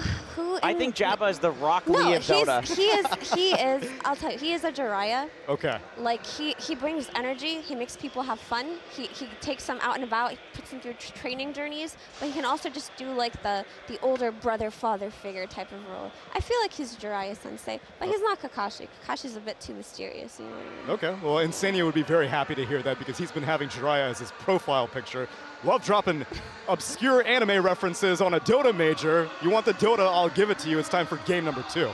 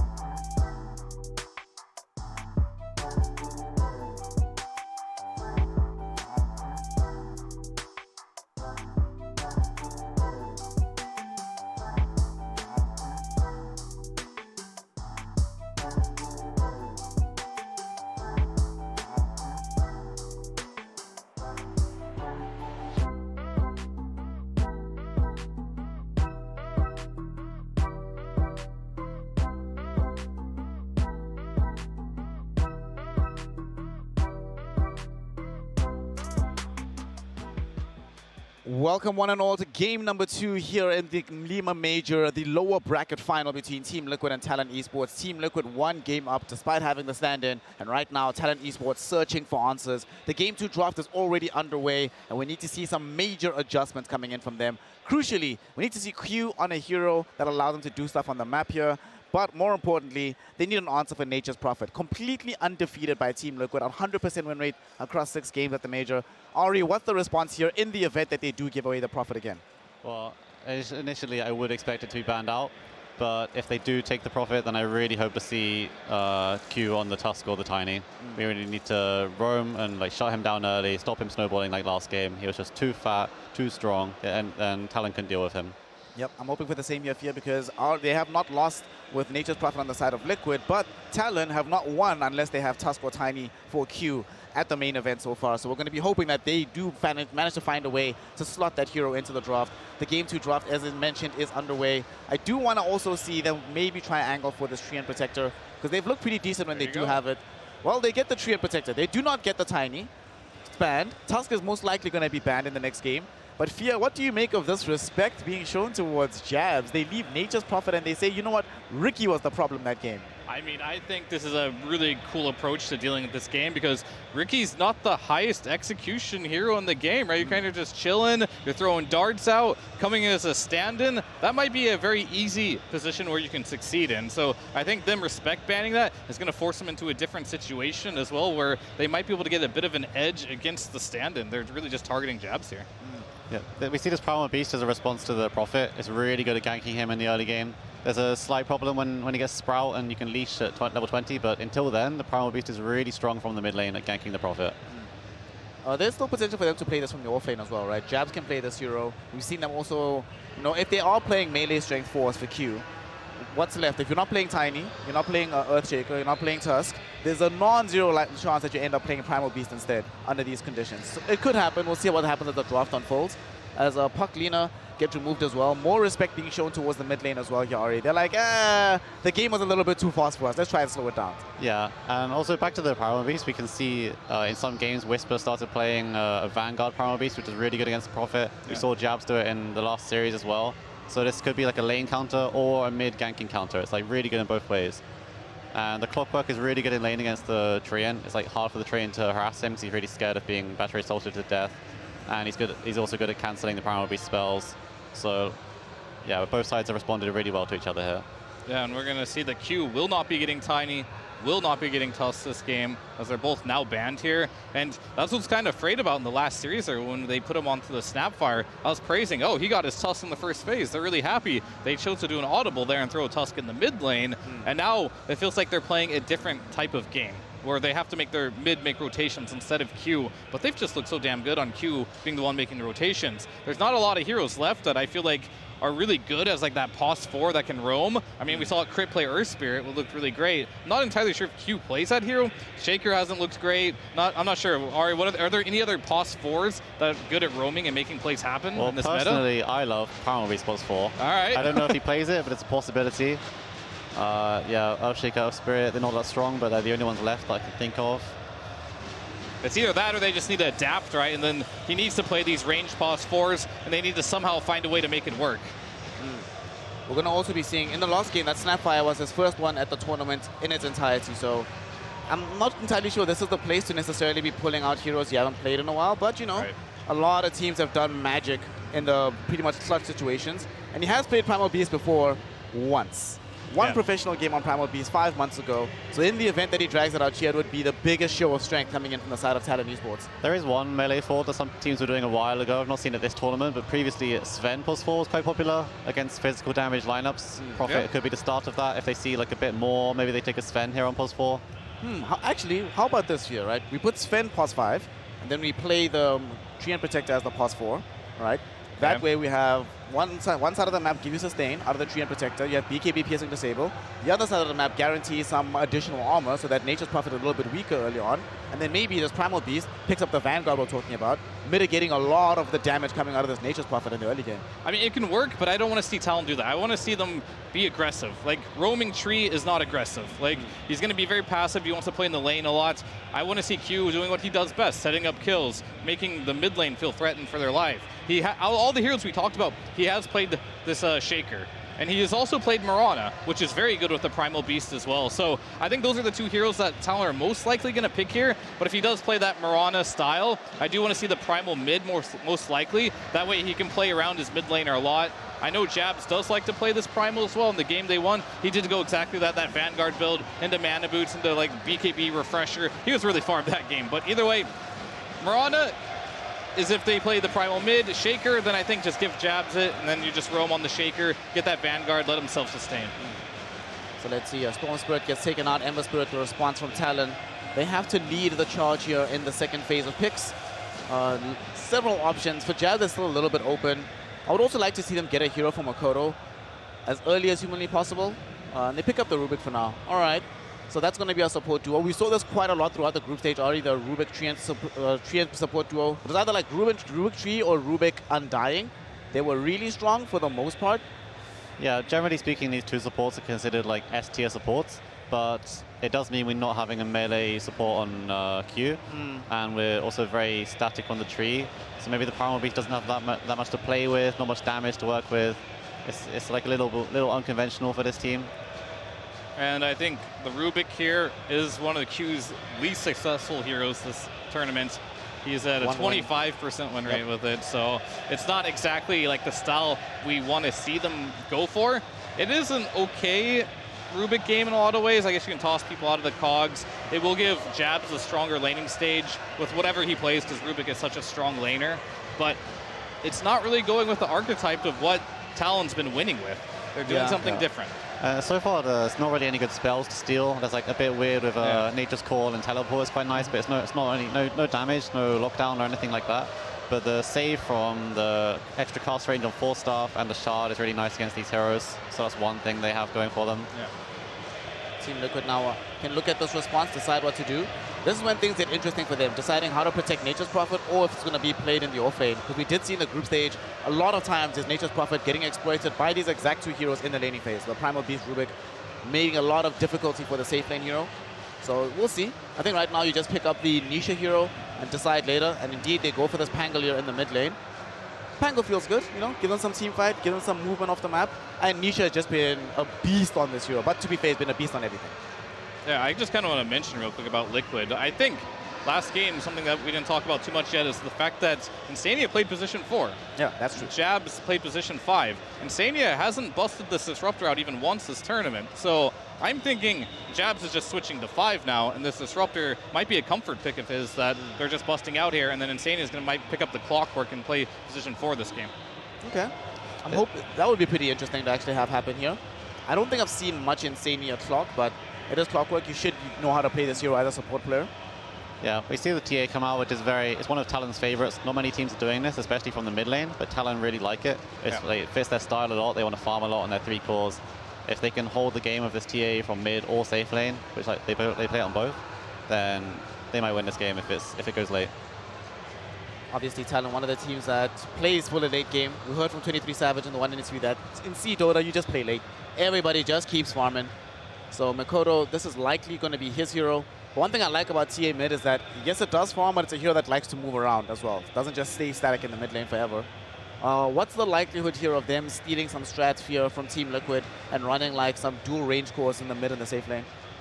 It could be quite high. It really depends on what Liquid will play here. Talon, they have secured the last pick of this game here.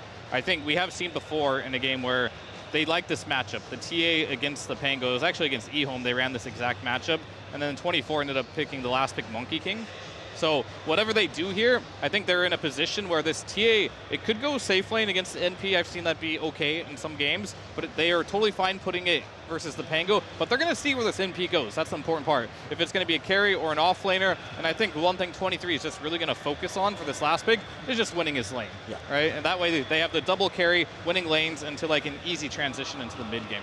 I think it's quite likely they put the TA mid here. They can have like a Vanguard, Arcane Boost, Primal Beast, independent in the off lane against Furion, and then they play around mid and make stacks in triangle, secure the TA's farm, and I think this will be their game plan for this game. They defend safe lane tower of Trian, they make stacks in triangle, they protect the TA, and Primal Beast is self-sufficient.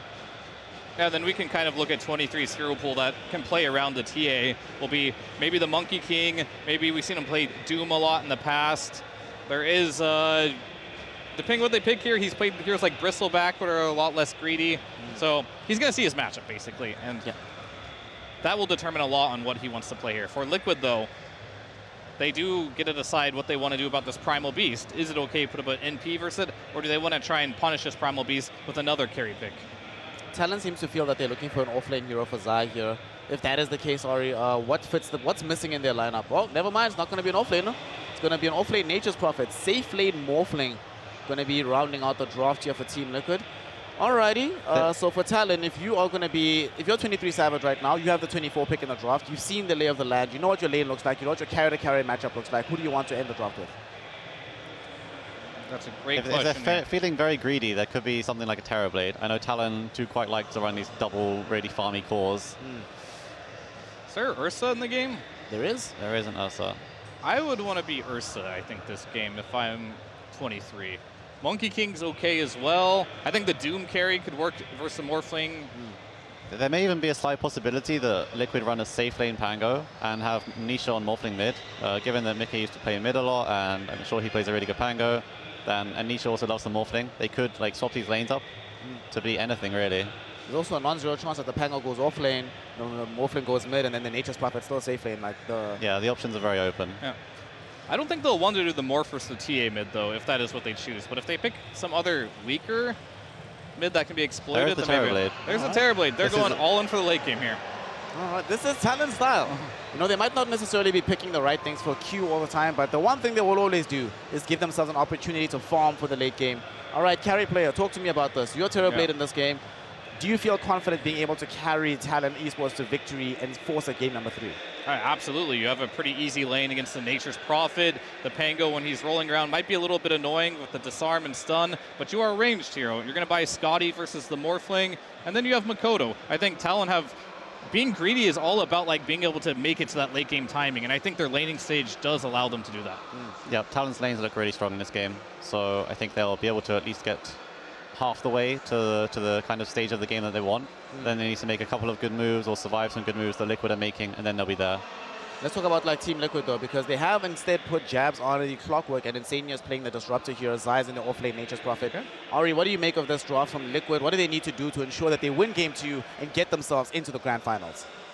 Same story as game 1. They need to hit the timing, and they need to run a Talon really quickly, really hard, not give them any space on the map. If TA and TB are farming freely, then there's no way that Liquid wins, so they have to stop this quickly. Maybe around 15 minutes, they're going to hit timing with like Greaves, Morphling first item, and just start running at the enemy with Prophet Global. Well, we're going to be seeing whether or not Team Liquid has what it takes to play yet again in an extremely fast pace, put Team Talon on the back foot and force a game number 2 victory, or if it's going to be Talon Esports to go to game number 3 and maybe make their own way into the grand finals. To find out, we have Arvo Plus, we have Winter, and we've got an amazing game of Dota 2, so gentlemen, take it away. Game 2 is upon us, and Team Liquid, they went for a little bit more late game, so Talon responded with even more late game this time. Isn't that right, Winter? Yeah, bring on the late game. Talon says, you wanna play a 70-minute game? I'm gonna play an 80-minute game. And that has been the specialty of this team for a while. We've already hyped up how great their late game is. Well, the question is, can they get to it? We already saw last game, Liquid are really good at playing that early. Is this time maybe a little bit easier for Talon? Is Liquid's early as dominant? It's hard. They are playing against an MP early game. They have to try to survive the early game, but I do agree, this time they have better heroes. The Primal Beast is much more stable for the early game compared to a Night Stalker, and he should be able to do a lot more compared to what he had done in the last game where he just got dumpstered, you know, in the early game. So I have high hopes for Talon this game, much better hopes. Okay. Tell me about the strengths of their lineup then, if you were to consider it, besides that great late game. What else? What do they have? Do they check? What boxes do they check? What boxes are they not checking for you? They're checking the Roshan box for sure. Great. They're checking the team fight box with the Trian Protector plus Primal. I think Those two are going to be very, very deadly in the team fights. But on the other hand, they are going to be up against a Pango roll, a Disruptor, Static Storm. Those are going to be pretty annoying for their heroes until they get BKBs. So I would say that the BKB timings of this game are going to be, as usual, crucial for Talon. They have always this kind of lineups where they are trying to outscale you, they are trying to outfight you, they're not planning to get any mech, any pipe. They don't fucking care about those items, they just want their BKBs. Let's look at the Liquid checklist then. But this was a winter checklist with Liquid here. Do they need that? I guess it's probably going to be the same. They're going to be aiming to get BKBs on MP and Morphling. They're going to be trying to outscale as well, but with a timing. You can never outscale a Terrorblade with this kind of heroes. Like Terrorblade just wins the ultra late game. You have to try to finish the game 40-50 minutes. Faster is even better if you can do that. Even with the adds on Morphling, you don't think there's any scaling chances for Morphling these days? I mean, that's true. But I still favor the Terrorblade later, you know. Like Morphling, you're trying to end a game in a very specific timing with this kind of lineup with MP. You don't want to make the game too late because Terrorblade is just going to eventually out-carry everybody. So we shall see, you know, how the laning phase goes, how are the rotations going to be. And Liquid does have I feel like some advantage in terms of the early rotations because you have a mid Pango. And Talon has a mid TA, you know, he's going to want to farm, you know. So you're going to be able to put a lot more pressure with the Pango for sure. How does matchup in general in the laning stages? Do you expect anyone to come out ahead? Should be fine for either hero. Oh, top lane actually, they got poor Savage is already dead to a Disruptor and MP. Yeah, I've been seeing all these Disruptors with level 1 Glimpse in the series yesterday was Entity. Fishman showed how the level 1 Glimpse could have been so impactful. Like after taking the runes, he's just glimpsing the enemy support away. But here, as you can see, like Glimpse is just able to secure them the kill on the Terrorblade. Oh, wow. Counter attack for Insania. But he's going to survive this. I mean, if he came out 1 second earlier, he might have gotten Glimpse back. But it's okay, you know, he was able to come out fine with that. But the Glimpse is just much more efficient in the lane. So far for 70 mana, the spell is just way better than the Thunderstrike at level 1. Yeah, gives you damage, and now you have 2 damaging spells in Thunderstrike and Glimpse, which is what allows his harassment to be so powerful. Yeah. Fishman already demonstrated this.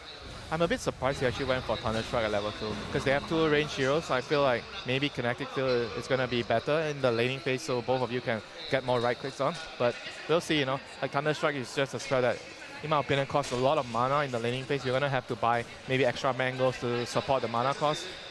So we'll see what he does here in the laning phase. But so far so good for Liquid. And on the bot lane, Morphling seems to be doing okay as well against Primal Beast. Clockwork's going to be able to secure the pull in the next wave if he wishes to. So everything is Gucci for the Morphling as well. Primal Beast though, talk about Gucci, does try to deal as much damage as possible with Morphling, while Active Shift is still level 1. But he does have an active strike because he's level 2, and that pushes Primal Beast away. There's going to be the lane for the most part, right? Go on Morphling, Morphling pushes you, and hopefully you don't die. I do not expect him to die that much in this lane or at all. Like Rubik plus Primal, I don't feel like you should be too worried as Morphling. Once you get past the first couple of levels, the lane's going to be very, very stable for you. You should be able to just safely last hits. The key thing to note is going to be the rotations. The Pango is going to play a very, very key factor in this game. You know, he's going to be able to make a lot of rotations if he secures the rune. So I want to see how Liquid is going to help him secure the runes with the supports. See that how that happens. What is the will they still be able to farm, and Jazz will still have the impactful early game we saw against Shopify, for example, where he takes over? Yep. There's a chance, you know. Once you get level 6, we saw how Arbet he was able to get solo kills on the Morphling. If the Morphling's not careful and you get a little too cocky, you farm a little too front, and you just die to the stun into the pulverized combo when he's level 6. So I mean that can happen, you know, once Jebs has his ultimate up. But before that, I feel like Morphling should be fairly safe in his lane. Who's his ganking partner, though, once he hits at level 6? Who does he smoke with? Is it the Rubik that he plays with? Because the rest of the team seems kind of passive. The Rubik, Trian, and the Primal are going to be the 3-man gang squad in most cases. The TA and TV, they are going to be mostly rising, trying to get their important items, but... Zai top lane, they're going to try. That was very close. 1 hit away from getting that kill. Yep, very, very nicely done by Zai getting the TP out there, forcing the meta to be popped, and he's going to be coming back. And TB is going to have to try to maybe pull the wave back after this once his meta runs out. Oh, he's going for Insania though now. But Insania, Fairy Fire. is he fast enough? He has a Fairy Fire, still has the Glimpse as well. He could punish Ollie perhaps. They have vision of him. Glimpse is level 2. Pushing back Ollie. Thunder Strike on him for a little bit more slow. Ollie low in armor, needs to get into the trees. He's being hit by Nature's Prophet though. He can destroy your trees, and if the auto attacks are going to be sufficient. Poor Ollie is dead. And now Savage is defenseless. He has no teammates, actually being body blocked by those treants. But luckily he finds a way out. Does not get squared in. Yeah, Disruptor is just showing why this hero is very, very strong right now on a position 4. Like, you are very strong in the lane, not like before. You have a lot of kill potential because the Glimpse does a lot of damage now in the lane.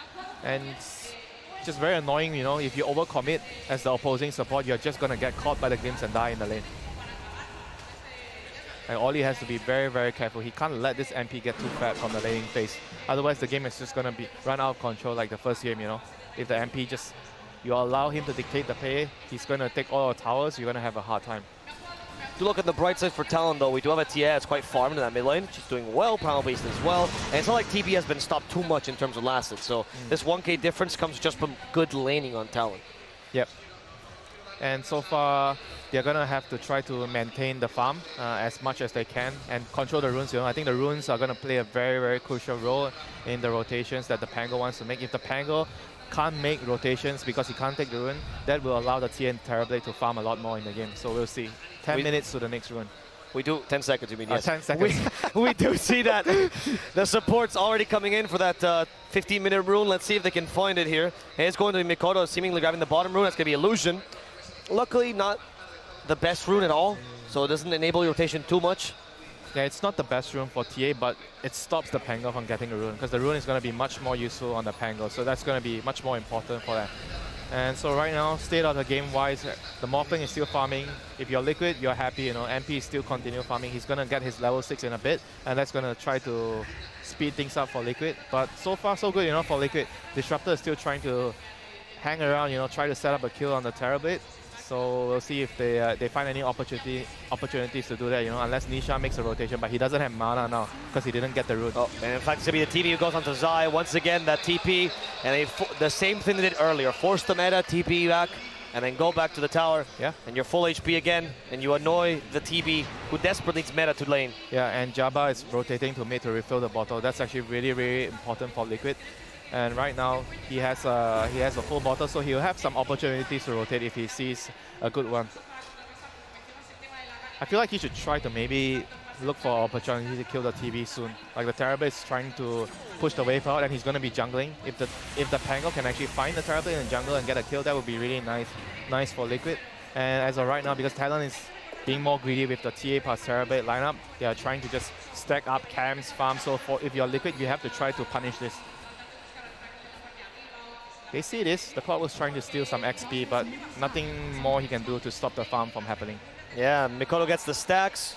He's currently leading net worth. Mikoto has been a pivotal part of this team during this whole tournament, so him getting a strong lead is always scary, regardless of what hero he's playing on. Yep, Nisha is trying to make a rotation, but there's an observer wall on the high ground, so Talon are fully aware of what's happening here.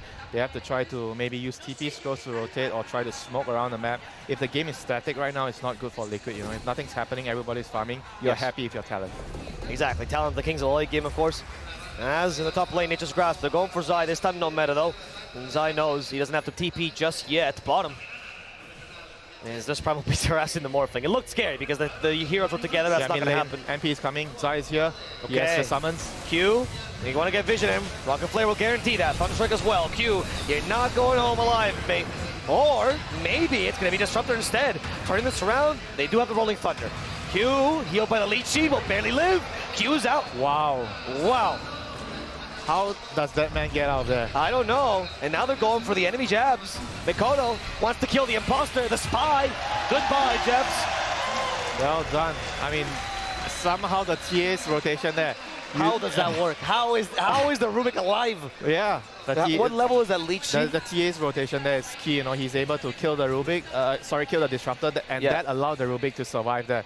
Just very, very huge plays by TA. When you have a greedy draft, sometimes you have to give back to your team. You know, you can't just greed all the way, and that's really, really important for Talon that they actually save the Rubik and just continue to farm at the moment. Right. And on the Terrorblade side, all his role is to just shove out lanes. That's how his contribution is going to be. Yeah. He's going to show up, not going to show up to team fights early. And TA has to be more of like the sacrificial hero, even though he has to farm a lot. He has to try to help his team as much as he can and try to allow the TB to get more of the farm, more of the map. And right now they're doing a really good job for that. You know, Liquid has to find a way to break this lock. You know, the game is in a state of a deadlock. Q in the mid lane once again, but they've learned this Rubik is tankier than he seems. Yeah, Rocket Flare him all you want. His cape has so much armor. Bottom lane, they catch a Morphling. Wow. Another rotation from Mikoto. That is actually, man, Mikoto is just winning the game for them at the moment. He's making all these rotations with TA with no blink, no dash or nothing, but he's just making the plays. This is just really, really, really good for Talon, you know. And mid lane, they're trying to get a trade-off here for Liquid, but the living armor and the glyph is just slowing things down a lot, you know. There are 4 heroes here. They're taking a long time to secure the tower, and meanwhile Terrorblade is pushing the top tower. Talon's getting the bottom tower. This is a much better trade for Talon. The top tower doesn't get quite destroyed. The bottom for mid is going to end up being the trade here. As Liquid, at least they open up the map a little bit with this. This gives them more options here. They have to try to invade the jungle. If this continues for another few minutes, this is not good for Liquid. You know, they have to try to stop the Ancients farming, the jungle farming. This Terrorblade is just getting away with way too much, you know. And what's crazy is that despite the Terrorblade being perma-farming this whole game, hasn't really done much, it's Mikoto who's leading the net worth because of his rotations. Oh. Yeah, it's incredible, isn't it?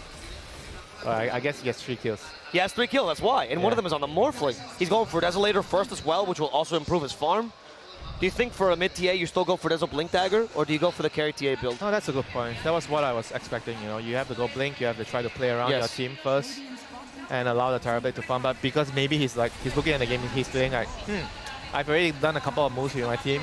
We stabilize the game. Maybe I can be a bit more greedy, you know. Maybe I can play a bit more for myself, you know, because I've already given something back to my team. And Oli at the moment is just trying to be the dead laner, you know. Like this Treant Protectors right now, why is the hero so popular? Because he's able to play the dead lane, he's able to delay the game a lot, living armor the towers, and it's very good when you're trying to have this like super greedy late game draft, you know. It just allows your heroes to get to the stage where they can actually win the game.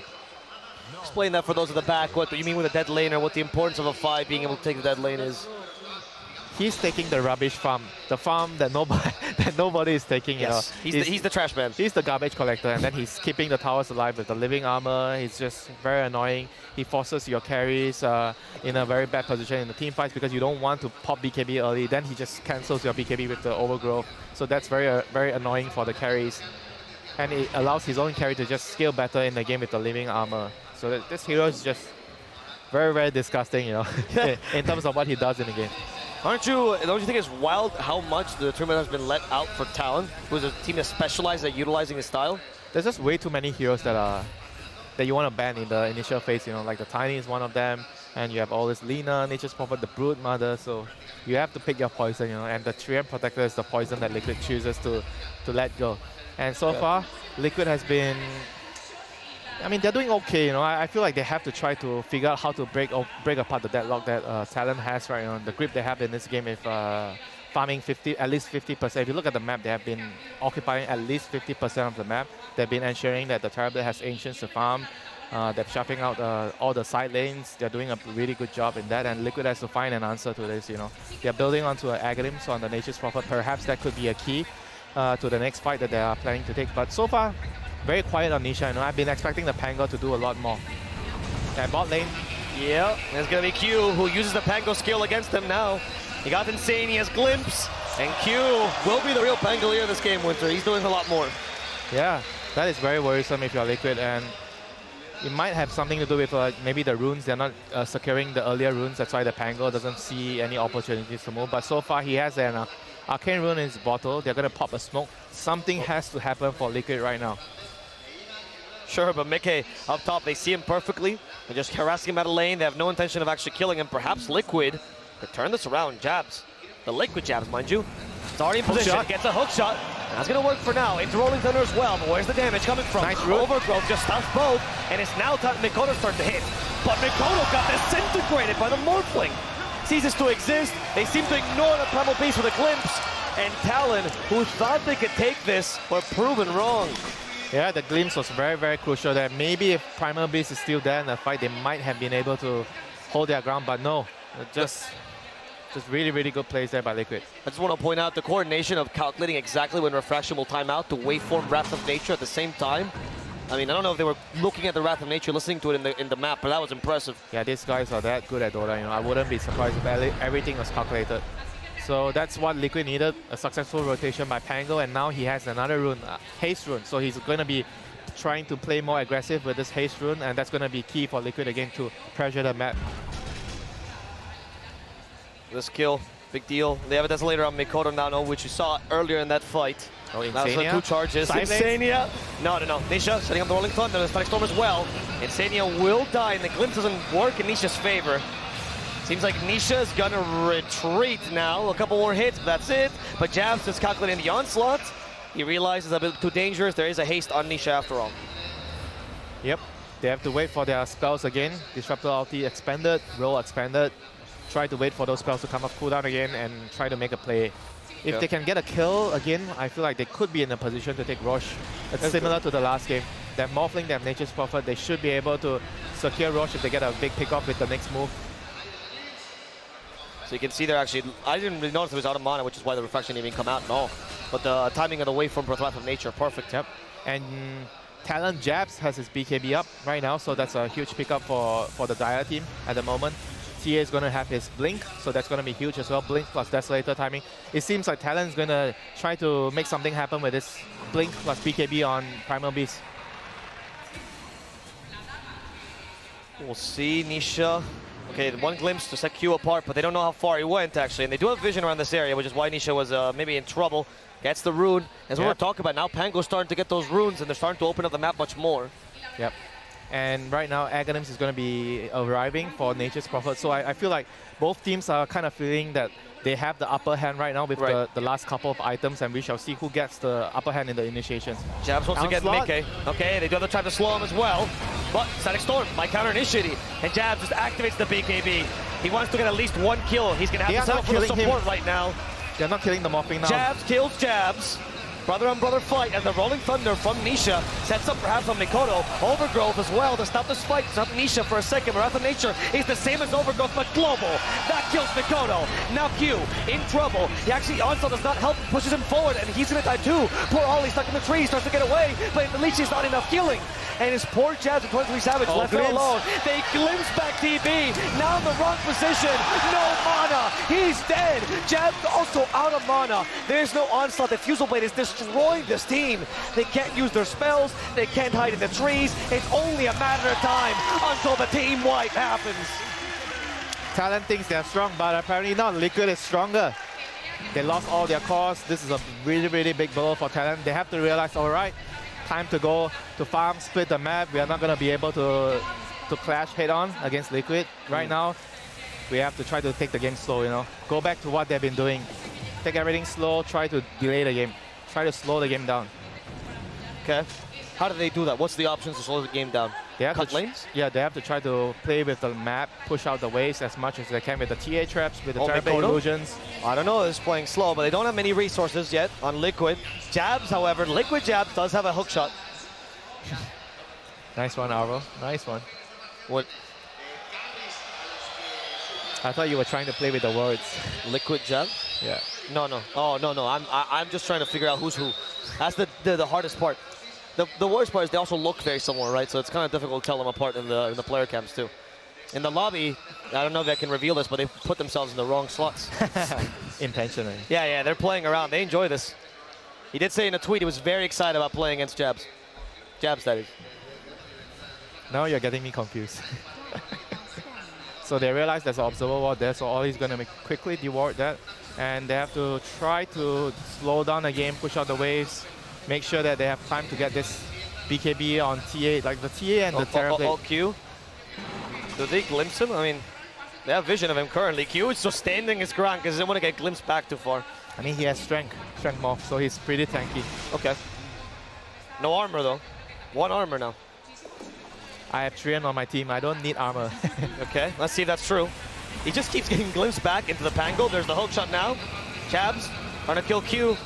He's buying time. He's buying He's, a lot of time. oh, yes, he is. And now Liquid Jab's dead. Overgrowth from the Pango once again, stopping this roll. Mikoto starts to hit, but Mikoto gets stunned immediately. And that's good enough for Talon. That's another couple of minutes for the Terrorblade to farm.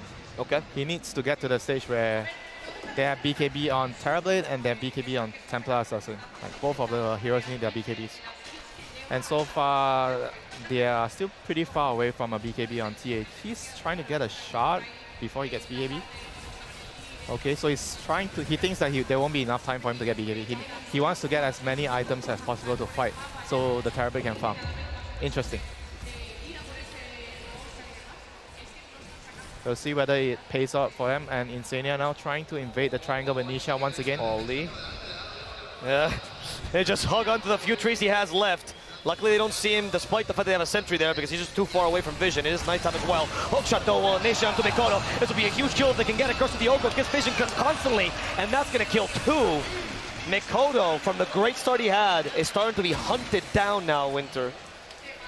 Yeah, I feel like Oli has to try to play more greedy, you know. He has to try to shove up the lanes as much as he can, you know. I feel like at the moment, he's mostly trying to break smokes and trying to protect the course, but it's not doing enough. They need to get the map and try to force Liquid to deal with the lanes. If Liquid is forced to deal with the lanes, then the Terrorblade is going to have a lot of time to farm. But right now, that's not happening, you know, and Liquid gains another objective to secure the Roche. This Skadi on the morphing is going to be very, very huge. It's going to mean that the TA is not going to be able to play the team fights. This is going to be hard for the TA. I mean, Liquid is going to want to pressure even more after they get the Skadi. But with the Aegis, at the moment, they should be able to secure more towers. Now he finally got a TB BKB. It's all in on the TB, it seems like, this game, as he's also going to build a Skadi right afterwards, but they know they need him now. It's not enough, the BKB. They are going to need the Skadi, like you said, to boost the team fight potential and to try to limit what the Morphling can do in the fights. The BKB is like, okay, you can maybe try to farm more aggressively and BKB and TP out as long as the hook shot is used. But apart from that, I don't see them using the BKB to fight. See a couple TPs to the mid lane. As in the top lane, Liquid is pushing this tier 2. They're smoking to try and take the fight. Oh my god. Will they actually get the right angle here? Is Mickey, who seemingly is left alone, but he doesn't have an Aegis. He has a second life just in case. Wait for him. Oh, Onset still catches him. But there's no pulverize, and they force the BKB. Now the pulverize forces well, cancel with a hook shot. Morphling dispels the silence. Now the overgrowth does hit him. He's going to go down. That's his first life down. Zai's being chased up by Mikoto in the backlines, but Jabs comes in to help him. And Mikoto, a nuisance, playing around the clover cogs, will finally get the kill he's looking for on Jabs. They did leave their carry behind, though. What's their plan? Glimpse won't help them. Mickey has waveform in 4 more seconds. He has a Pango nearby, Swashbuckle to annoy them. There's the waveform they were looking for. Another try to silence him, another try to slow him, and the onslaught catches up to him as well. Mickey gets pulverized, and he avoids the melt strike, but there's another route. He's not going home today. Oh my god, Jabs. He just doesn't give up, you know. He knows that he has the ability to run him down, get the most important kill they can get in the game. You know, that's the morphing kill. That's going to be such a big swing, you know, in the game. I totally did not expect Talon to be able to take that fight. I thought they were actually crazy running into that Aegis morphling, you know. But they proved me wrong. They knew that their timing's much better. Yep. There's a smoke, though, from Liquid, so they now believe that they're actually kind of strong to take a fight. Glimpse back. Just a Rubik kill for now. Shadow Amulet not going to work, my friend. But maybe with a force down? That's a dieback. 60 seconds on the sidelines. What can Liquid do right now? Can they actually claim more of the map? Or it's just going to be a simple kill here for them? They want... I mean, they're desperate to get more on the map right now. Right. Mickey is going to split away from his team, though, to, like you said, take advantage of the map, try to get the Skadi as soon as possible, get it ideally before the TB. And look at this, Mikoto sees a helpless Pango, got an issue with him with Jabs. The hookshot gets blocked by his own teammates, and the second Jabs is now killed by the first Jabs. The bigger Jabs eats the smaller Jabs, Winter. Yeah, Talon is absolutely doing it right now. They've totally swinged the game around for the last 2 minutes. And right now, I feel like Talon's already starting to be in control of the game. You know, even though Morphling is still the top of the net worth chart, but it doesn't feel like Liquid's game anymore. It feels like the Terrorblade and TA cores, they have arrived. Oh, another onslaught. Not stopped by. Oh, what a great kinetic field there. Yeah, saving his life for sure. But Talon get the bigger objective. They got the mid tier 1 tower. They're going back to farm. And yeah, Talon is extremely happy with what has happened for the last couple of minutes. And Liquid has to try to find a solution. Skadi is one of the items that they desperately need on the Morphling. Pango's building into the Shiva's God. That's going to be very, very helpful as well against the TA and the Trailblade in the team fight. But they have to figure out ways to deal with this overwhelming team fight that Talon has right now. Yeah, we did talk about jabs and how he was going to pop up in the early game. Popped up a little bit later than expected, but his team fights now have been spectacular. And we also saw the impact of the Blink Dagger on TA. Yeah, he's getting to the backlines. He's targeting Disruptor every time, and Insania is just getting popped by the TA. He has to try to maybe get a defensive item to deal with that, a Ghost Scepter or something that allows him to survive, you know. Ollie is keeping him in check right now. He did check for sentries, which is why he dropped one himself, so he knows they can't see him. Can he catch up to him? No. Okay, we have a Heaven's Halberd actually on the MP now after the eggs. Yeah, that's going to be very good against the TA and the Terrorblade. That's a pretty good item overall. If you can get it on the TB or the TA before they pop their BKBs. Right, there's no BKB on TA, but soon to come. Yeah. 300 gold left. It's a bit more... They need a bit more time before the second Roche spawns, so that's that. I feel like Liquid, if I'm Liquid, I don't really feel that confident taking a fight as of right now. I have to try to stabilize the game, try to get my next set of items. Maybe try to at least wait for the Shivas on Pango. I think that could be a huge item in the team fights. And we need the NP to get more items to do damage in the team fights. I feel like the Morphling alone is not going to be enough. The Nature's Prophet, he has to be contributing damage in the team fights. And bot lane, he's going to TP down here. Ollie in the trees. They don't know of his existence, though. No sentries. Just walk around. Oh, Ollie, he's done these before. We saw what happened here against Shopify, against Entity. Whistle away. Ollie doesn't care. Shadow Amulet plus Invis Stray. QTPs, but Ollie will stay here in the safety of the Grove. Man, that's gonna buy Talon even more time. Like, everybody's down here for Liquid. Oh my god. And they see it, the Observer in the jungle there. They saw a couple of heroes in the jungle, so immediately Jabs on Talon recognizes that he's allowed to farm and shove out the wave, so he immediately gets 2 waves out. And yeah, and the map is back to 50-50 again. You're gonna have to pay a lot of attention towards this map, you know, like how much of the map can Talon maintain while dragging the game, while allowing the Terrorblade to scale and farm and finish his Skadi. He's already halfway there with the first ultimate orb, and there's enough gold for the point booster. Talon is coming in with the BKB on TA. They want to try to get a pick off here. There's a ward on the high ground. Mickey, it would be a perfect pick off, a Mickey harder pick off. And they just annoy him a little bit, glimpsing back Mikoto. He has a haste rune. Wow, he didn't even have to pop the BKB. That's such a good thing for Talon. They forced out the Disruptor ulti, and they didn't need to use the BKB on TA. They also forced out the Replicate. If they just ignore the Morphling for a while, they could play without a Replicate here in this fight. Yeah. And if I-26 Savage knows this, they make the call to just try to re-engage, stay close to the enemy, make sure. And you can always go on them. They have to be careful not to lose the gem, you know. Nisha has a gem right now. If they lose the gem against this Trian, that's going to be a huge disaster for Team Liquid. Tabs has a gem himself as well, so they're also trying to get some map control here. And now mid lane goes Mickey. Now no Replicate, no Static Storm, but Mickey is playing on the left side. Harder to initiate onto him. They're going to steal the waveform alone. Or the, sorry, Anthem Strike. Yeah. That's the worst. That means nothing. I mean, he has a stun. He has strength. Now, right, it's true. He went full strength. I forgot. It's actually a 2.5 second stun. That's actually pretty legit. Yeah, you're right. Okay, smoke up. So will Talon win another fight with this smoke back towards their jungle? Terrorblade's pushing bot. He's showing the enemy that he's there. But does Liquid know the smoke is coming? He's going to TP on the Terrorblade now. Who is going to get the jump right now? Insania. Well, it's going to be on Insania. They're going to get rid of the Disruptor. Hookshot cancels the snow, but Insania has died. That's one dead, though. They need a core. And the retreat is quick from Liquid. They're not going to lose any of the supports, any of the cores. Very, very fast, those TPs. Yeah, very, very clean escape there from Liquid, just losing the support. So not the worst for them. They were able to secure the tower, but at the same time, Talon also secured the tier 2. Oh, the double damage. Gotta be careful, Nisha. Rolls up into a ball. Swashbuckle, he's fine. He already used the blink to go up to the high ground. He has the plate mail, so he is fine. He has a lot of armor. Oh, good call. Yeah, the plate mail's actually helping him a lot there. Now he has the Shiva, so that's gonna have a very, very huge impact in the team fights to mitigate the physical damage from TA and Terrorblade. So we'll see. I think this is gonna be a very big item for the team fight.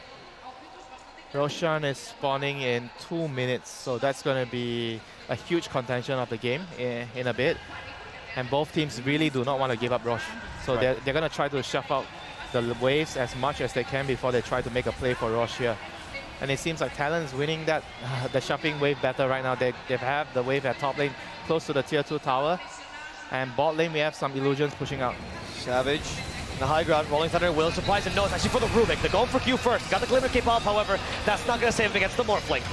Heaven's Halberd stops going through Savage from hitting Mickey anymore. So tanky. And he's just going to tank through this, but right now they finally got the damage from Talon they were looking for. The Glimpse will cancel his final beast. Static Storm as well. They walk right into it with a BKB. TV ignores it, but he doesn't have anyone to hit. Finally, they get a target. It's going to be the Clockwork. Jabs dies. Oh, buyback. They want to fight. No BKBs. They do want to fight. Has heard the Curse of the Old Growth to get some vision. Ollie in the trees. Glimpse. Glimpse someone back. It's going to be the TA. That's perfect. Mikoto will die. He can't even hit back. He has no mana to pop BKB. That's why he died. Oh, wow. 50 mana shot. That is a huge kill. Diffusal Blade Pango, man. Yeah. Diffusal Blade Pango. But for Talon, it's pretty lucky that they still have the Roshan timer going. If the Roshan spawns right now, that's so bad for Talon. And Liquid has to try to play the map once again, get the waves out, try to create another opportunity to smoke, to fight.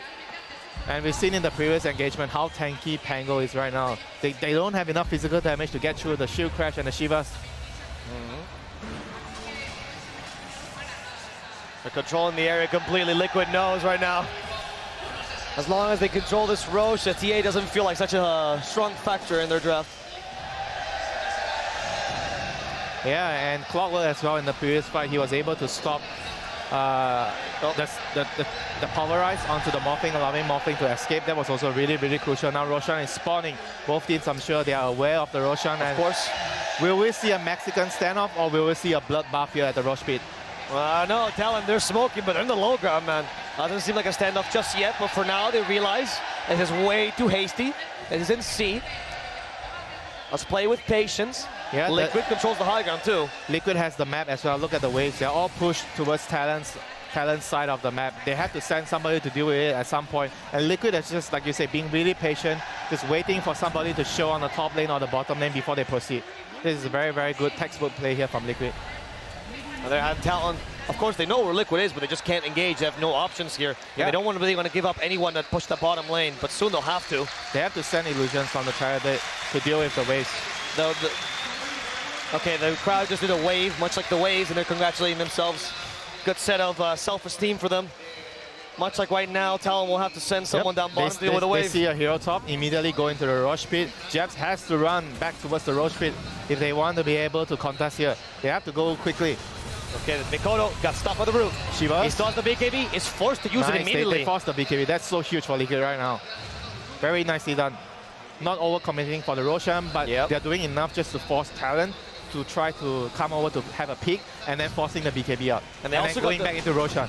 They just got Replicate, which means now they have Meld, more minus armor for Roche. It falls even quicker. Yeah, that's true. They played this perfectly now, and Liquid will get the Roche. Not much. Well, maybe Savage activates BKB, wants to hit the Pango first. He's running into the pit, but it's not too late. Jabs versus Stealing doesn't snatch it in time.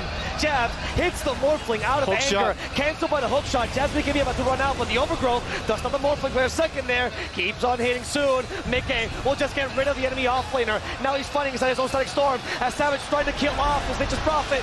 He gets pushed back, however.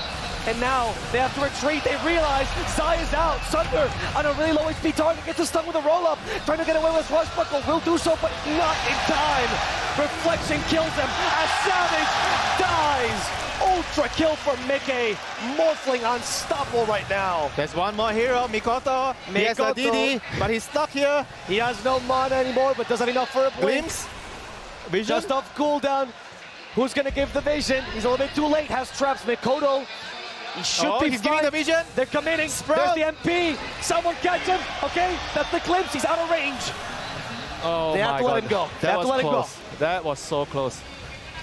But Mickey there on the team fight, asserting his dominance on 23 Savage just terribly, you know. He just couldn't fight him. He ran out of juice, you know. After the BKB ends, the Morphling just reigns supreme over the Terrorblade with the magical damage that he can dish out onto the Terrorblade. But in the fight, you know, Insania just saving the Nature's Prophet. I'm not sure if you caught it. He was able to use his Psychic Headband, push I told push you, the push it Terrorblade back. back, and That was incredible. Before that, they got the disarm with the Halberd onto the Terrorblade. Like, he was just standing there for 5-6 seconds doing nothing. That was such a heads-up play. I think we'll see it now here. Yeah. So he walks into the pit. You know, right now, nothing much is happening, to be honest. Yeah, he's trying to go on the NP. Guys, hook shot cancel then. No target, you know, he can't see a target for him, but he gets disarmed here. First to kill Jazz while Savage tries to deal with Zai. Here's a Psychic Headband in a second. Yep, very nicely done. There's all the small little plays here, you know, by Liquid That just. Sprout was so on point as well. And even a roll-up stun to stop 23 Savage. Yeah. Even if Nisha dies in exchange for 23 Savage, that's more than worth it. Just some good old Dota we're seeing here from Liquid, you know, just perfect execution in the team fights, getting all the small details correctly. And yeah, they have a 4K lead now thanks to that. Daedalus is the next thing on the menu for Morphling. Okay, interesting. What's Daedalus? He feels like he needs to do a lot more damage in the team fights. He's not killing the Terrorblades fast enough, you know. Jabs did take, the Thai Jabs, mind you, did take a surprisingly long amount of time to die. And, you know, Morphling doesn't care about that BKB. Yeah, he wants to be able to kill as many heroes as he can in a short period of time. Once he waves in, he wants to burst heroes down. That's why he's going for this build. And he has the Aegis now, so he doesn't really feel like he needs to get the BKB yet. So he might not even get BKB this game. Maybe he feels like he can play the team fights without even getting one. You know, he just needs to wait for Nisha to create a lot of chaos in the team fights, roll in, pop his Shivas, and then he acquires his target and just go in, burst somebody, and rinse, repeat. You know.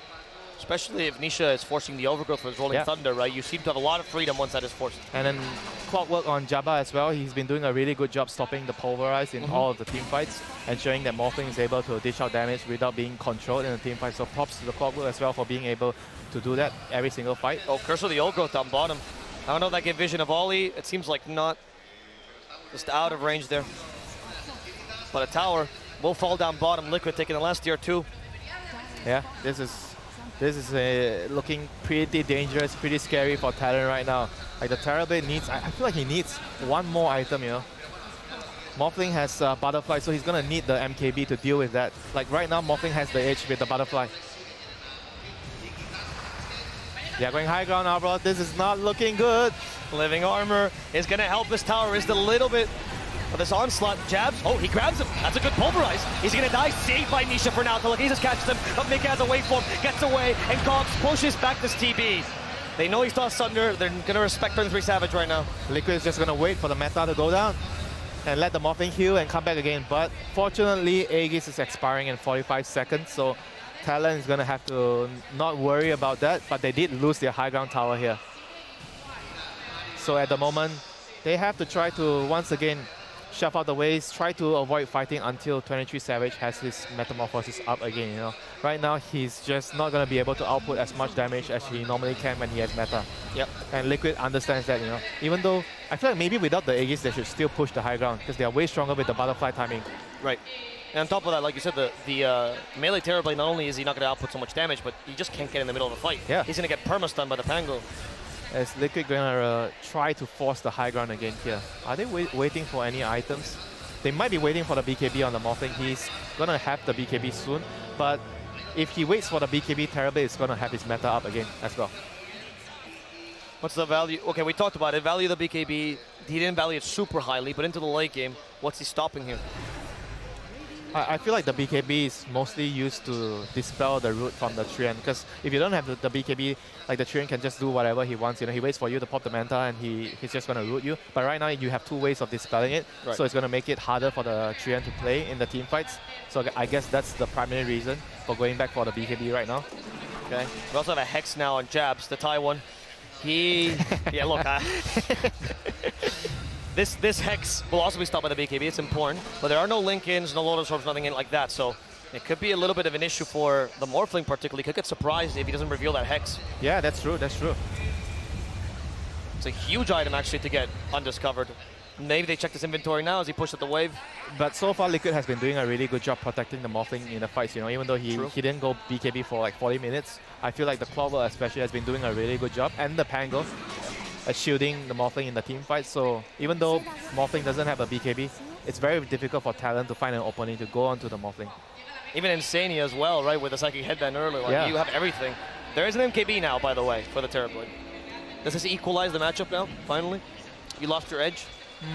Yeah, I guess so. I guess the Terrorblade has a lot more damage potential on the Morphling right now. They should try to use this timing to take them by surprise. I'm not very sure if Liquid knows about the MKB, so this could be a really good time for them to start a fight and get a pick off on a key target.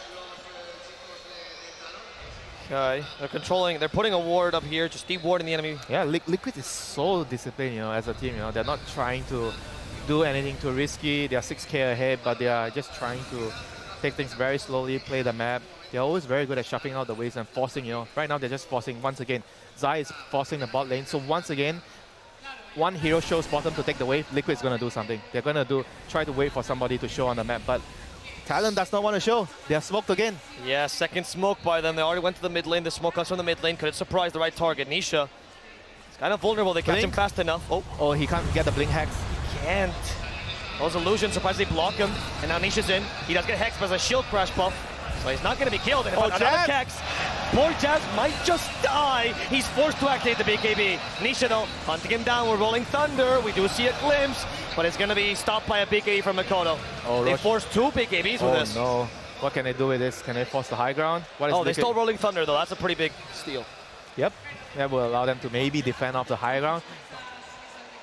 But Roshan might be spawning soon, you know, so Liquid definitely knows about that, and they're coming back to check. They're just taking things one step at a time, not giving Talon any room, you know, to come back into the game. Talon has to try to find a way, you know. The last fight, third smoke I feel like, yeah, if they actually didn't lose the vision and they got the jump, they might have been able to win that fight if they get the blink plus hex jump. It's crazy that the illusions would what stopped the Primal Beast, right? But they were well positioned in the trees, broke the smoke, illusions broke the blink. That's pretty hard. I feel like maybe they have to let the Trian run around in the map, try to set up some good observer wards before they try to make that kind of play again. Because without vision, it's so hard for the Primal to initiate blindly.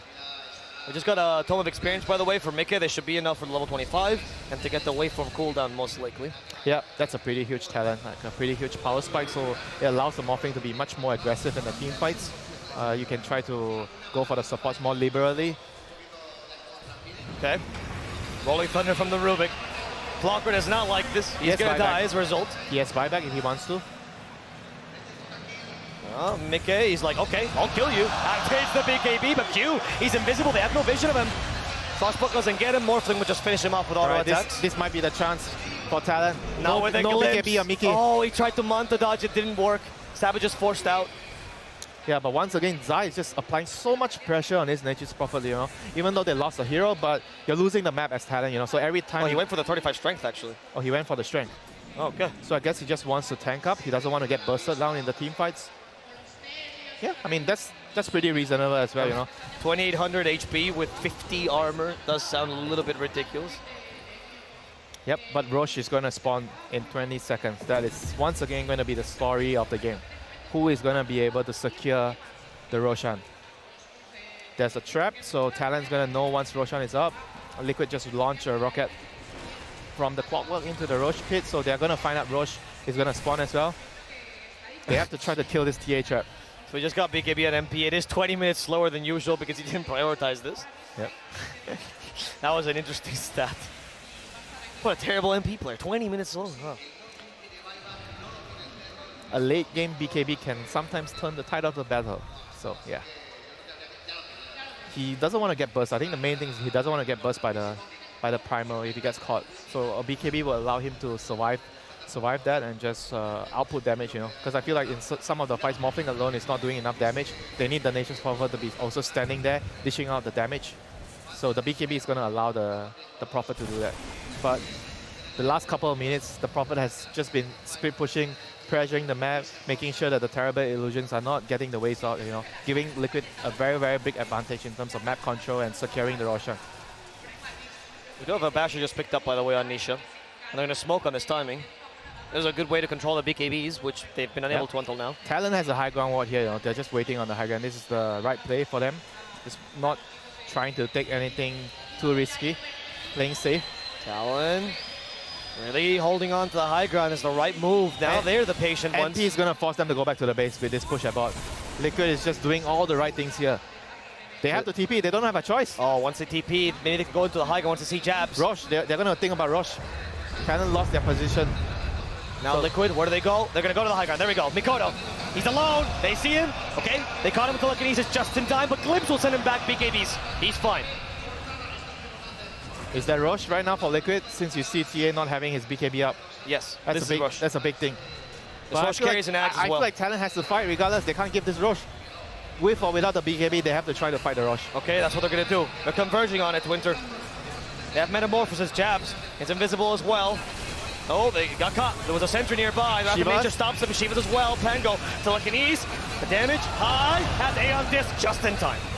Now the Morphling hit the target. Hook shot though. Stops him. Morphling one of the styles. He's adapting. He's trying to adapt to the ship. Starts from the topless. He doesn't die.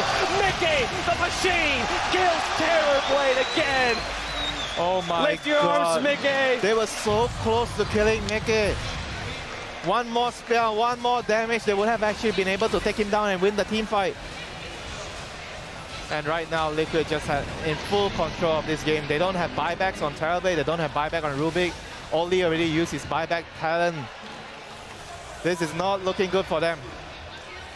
Playing so well right now, Liquid. They know, even in a situation where the enemy team had the high gun control, they bait him out with bottom play. Look at this. They knew they could just do this. Liquid is just too strong, you know. The Aeon Disc Campango was so meaningful there. What a hookshot cancel as well. Buyback on TA. Talon is on their last legs right now. What can they do? Can they hold a miracle-based defense here, Alvo? We'll see. I don't think so, but we'll see. If there's a will, there's the way. Exactly. That's the C way, my friend. They have 26 seconds until 23 Savage is back. They have no more glyphs, though. They're not going to get it again. That living armor keeps the Rex alive for another second. They can only defend the last Rex. They have to commit to this. 12 more seconds, TV's back. Does TV come back with meta? He does not. He has Demon Zeal, at least. There we go, that's his new meta. Go in and tank. Hex. He has Aegis though. They can't commit to Mickey, they have to poke and prod at him. They used to have Swift Blink on Terrorblade. They're gonna need some amazing Thunder plays to win the fight. Yeah, okay, Demon Zeal, I saw it, Swift Blink as well. And the reflection does hurt Mickey a lot. Liquid is so disciplined, they're gonna back off, try to shove the waves again, reset, wait for the next set of items. Just giving Talon no chance at all. AC for the Nature's Prophet as well. Oh, that's huge. That's why they were waiting. This is a huge item against the Terrorblade and the TA. Stops most of the damage, makes her pushing a little bit faster. Yeah, where is the damage gonna come out right now? It's gonna block so much of the physical damage. They have to try to jump the supports on the background. I feel like the next base defense they might have to do, if they still have a smoke, they have to try to go behind, try to kill the supports like the Clawwell and the Disruptor. Deal with them first. Because that Roche Disruptor also got the Ags as well. So now you gotta be wary of not walking in Static Storm without the BKB. Like Insania has to be the first one to get killed in the team fight if Talon wants to win. Or you have to preemptively BKB, which is the worst thing for a last minute fight. Oh, they don't have a smoke, I think. They can't do that. Oh no, they don't have a smoke. Oh. They just have to fight it out. They have, I don't know. Oh, Insania. Erosion already. Catches Mikoto. Mikoto got saved with telekinesis. BKB prevents the glimpse as well. Mikoto's alive for now. Insania's dead. Static Storm got wasted. Side in a difficult position. TP. He can't live. And now it's going to be the pulverize onto the Clockwork. But it's the real target, the Morphling. Aegis down, second life. What are they have prepared for it? They try to do the onslaught, cancel, but shot there. He's not going to die just yet. BKB, he's going for the Primal Beast. Mickey got the last remnant of the kill, but he knows it's a difficult fight to take. Oh, perhaps not. TA up in the air. Terrorblade's already available. They do still have a Sunder to save the TB. Nisha's out, not in time. And now it's Mickey turning into a pin. They're both rising in. Both for Liquid. Talon does it again. Jabs in trouble as well. He's just going to die. Oh my God. Easy kill, Talon. They actually held high ground. High ground, sorry. And Zai, he didn't have buyback. He didn't have enough gold to buy back after spending all his money on the AC. Maybe a bit too premature, the push, you know. They probably had to wait for MP to have buyback. And Talon is just another beast on the high ground. Talon's cracking Liquid like they're cracking my voice, Winter. How did they do the base defense without using any buybacks? I don't know. Oh my Hexes is God. all that mattered here. You know, like I said, they have to get the back line. You know, they were able to kill Insania off right off the bat, kill the Nature's Prophet, and leave Morphing to last. I mean, this game, man. This game. So Terrorblade is going to go for a refresher next. All right? Okay. That's going to give him another round of team fight spells, the meta.